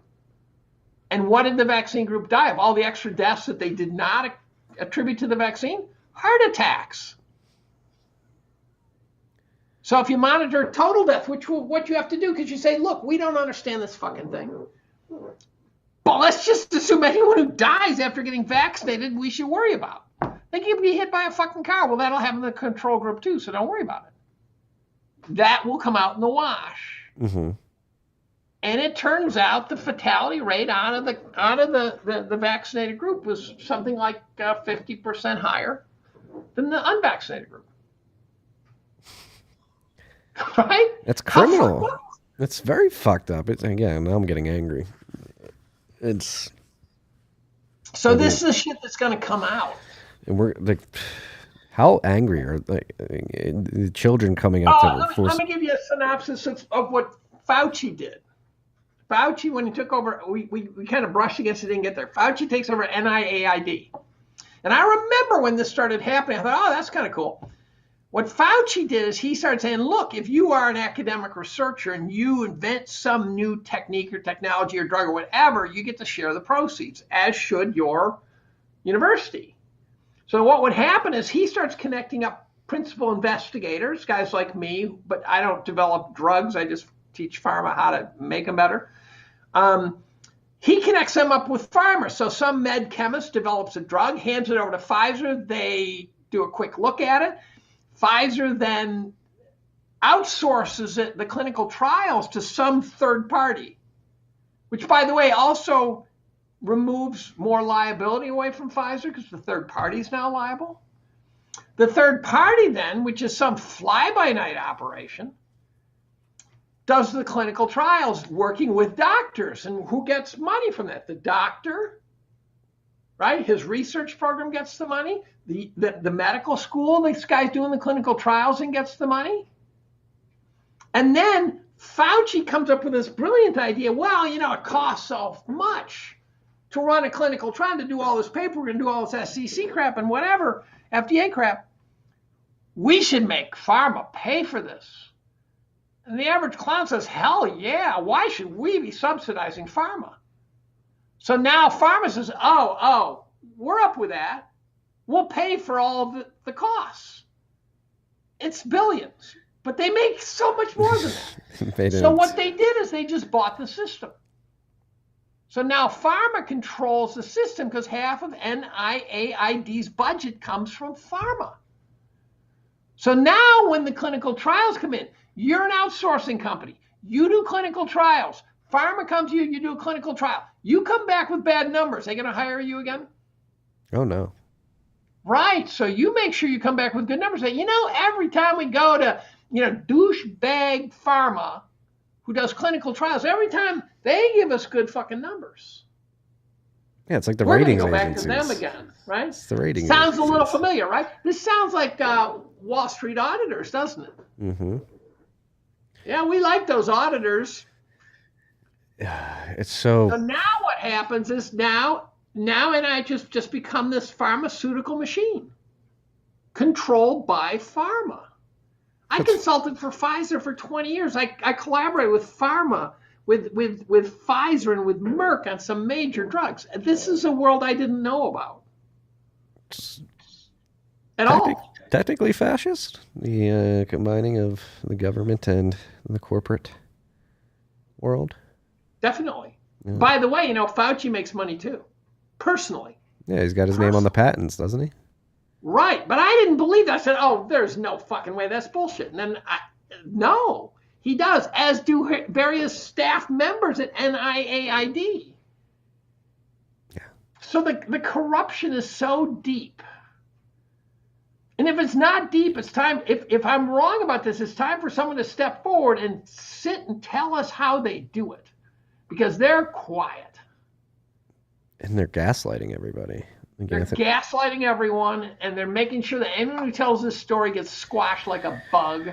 Yeah. And Kennedy, you got to read Kennedy's book. It's just so mind-boggling. I got to get him on the podcast. I'm going to read I the got book. his email. You want his email? Take a shot at him? I think so. I would love that. He probably gets 50,000 a day. So I was on a podcast with this guy named, a Zoom with this guy named Ryan Cole. Mm-hmm. Now, Ryan's claim to fame in this story is he's the guy who studies various infections. It's his practice. What Ryan says is post-vaccine, they're seeing massive rises in various viral infections. And these massive rises include things like shingles and crap like that and autoimmune shit, stuff like that. And my brother-in-law gets shingles a couple days after his booster. Right. Well, I lift up my shirt and show your audience, but then they'd hurl right on their keyboard. Yeah, I've got a psoriasis that wasn't there before. But they're also picking up a diminution of the immune system. I don't know what metrics they're using, so it could be totally bullshit, but apparently the T cell counts are plummeting. Those are your warriors who battle sort of general onset. And they're seeing a rise in certain cancers. We got a guy on staff who's like 60 years old, and he's now retired because he got a bad case of something. I don't know the details. And it might be normal. This does happen. But it also could be that somehow he got jabbed. His immune system went down the tubes in his body, kept the cancer in check. And then all of a sudden, someone opened the gate. Imagine you're trying to battle AIDS. Yeah. Whatever the cause is. And all of a sudden, your body plus the PrEP drug is keeping it in check. And then someone depletes your immune system. Gives you AZT. Yeah. It takes you down to the studs, potentially. So there's just things to watch. And then there's a guy, same Zoom group, guy started monitoring people before and after the vaccine. And what they find is they have this simple test called the D-dimer test, which is used to show blood clotting. And the blood clotting turns out to be, apparently it's a simple test. The blood clotting is used, for example, if you have an ulcer or something, or you might have an internal bleed of some kind they don't know about. They will do the D-dimer test, say, okay, there's something in there. We got to go in because the guy's bleeding, right? He says we're getting a massive spike in post-vaccine clotting. And these are not people who are dying of the clots. These are people who are showing clotting. So here's the question I ask rhetorically in my year in review. Do we know for a fact, is it possible that everyone who's been vaccinated has been damaged? Is there anyone who can say, yes, we know that's not true? And if it is true, do we know for a fact, for example, that, and here's how you figure it out, Marty, you know this.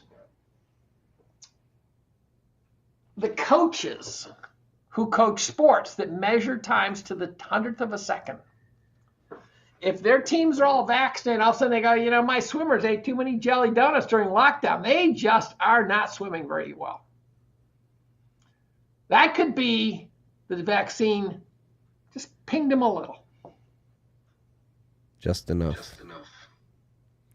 Just enough. And if it is true, and the echo's crazy right now, but it does. We don't know. We just don't know. What we do know is that the guys in power are not going to follow this. That's the problem. No faith that they're going to tell us this. That's the problem. Go ahead. Continue. I was going to say, if there's a group external to the guys in power that do figure out how to prove this and do prove it, like what does society do? I mean, you're talking about I don't know. Of billions course, there are guys out there now, guys like McCullough and Malone are getting their asses kicked. These guys were credible before they started fighting. And so everyone else is watching this going, I'm not sure I'm up for that right now. I'm not sure I'm ready to throw myself into the wood chipper. Well, if you're listening and you're one of those people, don't be afraid. Get into the wood chipper with all of us, because I've ducked the wood chipper on some stuff, and there's other fights I fight, and some I don't. You got to pay. One time, Glenn Greenwald got asked about 9/11, And his answer was telling. He said, "You can't fight every fight." Yeah. And that was not a no, I don't believe it answer. That was definitely a I believe it, but I don't have time to go into it for you. That's exactly right.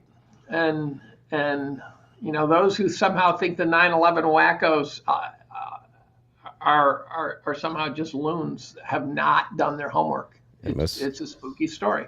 Most people don't know the 3 buildings fell that day. That's right. And the other thing is, in case you really want to dig deep, you go find the 4-hour documentary called The New Pearl Harbor. Yeah. And actually, Chris Irons told me that in the middle of a podcast. He said, that's the best one. He was right. The dancing Israelis in Jersey City is the smoking gun for me. That's entertaining stuff, too. Yeah. And I just... so the world is a dark place. It probably always has been. In ancient Rome, there was a 50-year period where they went through 50 emperors.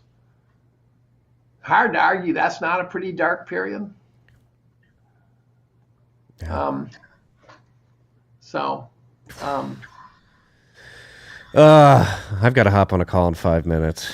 And we're ending it on a morbid note, Dave, but we started on a morbid note. We followed morbid notes, then we ended on a morbid note. Do you have any optimism in you? Do you have any optimism in you? Well, I do, to the extent that I think I have this blind faith that I can kind of work around it, that I can just that I've accrued enough wealth and this and that, and I've got my gold, you got your Bitcoin, and one could be better than the other, but if we're right, both are going to be better than the normal alternatives. Mm-hmm. And I kind of want to leave some money to my kids because wealth creation's hard. They've done, one's a violinist, right? He's not running to the money for that. The other one has got a credible, he's got a great job, credible salary. But there's grandchildren involved. And so it'd be nice to not, burn down all my savings to live the next 30 years of my life, which is why I didn't want to quit rather than vax. I'm a big breadwinner in the family. I mean, my annual salary is pretty big. Humble brag. So, what's that? Humble brag. So now, yeah, I'm optimistic that, this too shall pass. I'm optimistic you can adapt, right? I think rather than thinking about how to stop it, I think you have to figure out how to work with it.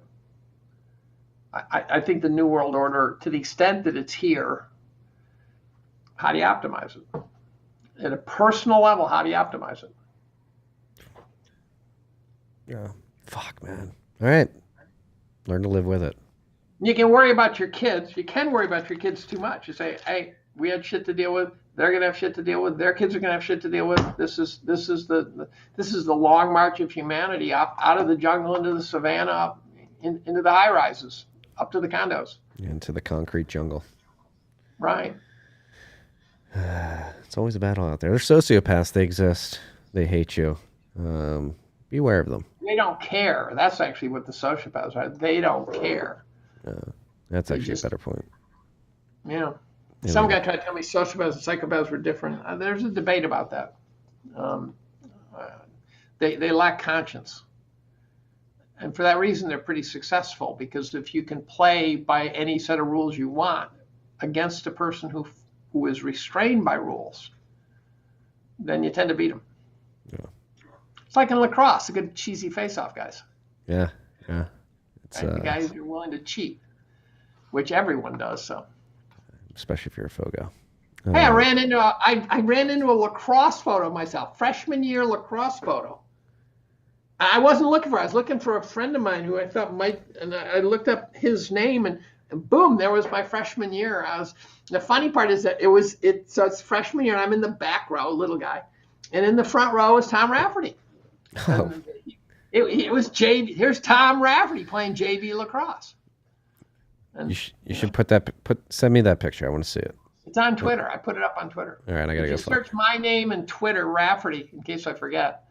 You'll find it. All right. He doesn't even look that big to me. He got big later in life, but he doesn't look that big to me. Yeah, there's some late bloomers out there. Maybe Rafferty was one of them. Well, he was big, but Rafferty was also smart, by the way. He was an ace student.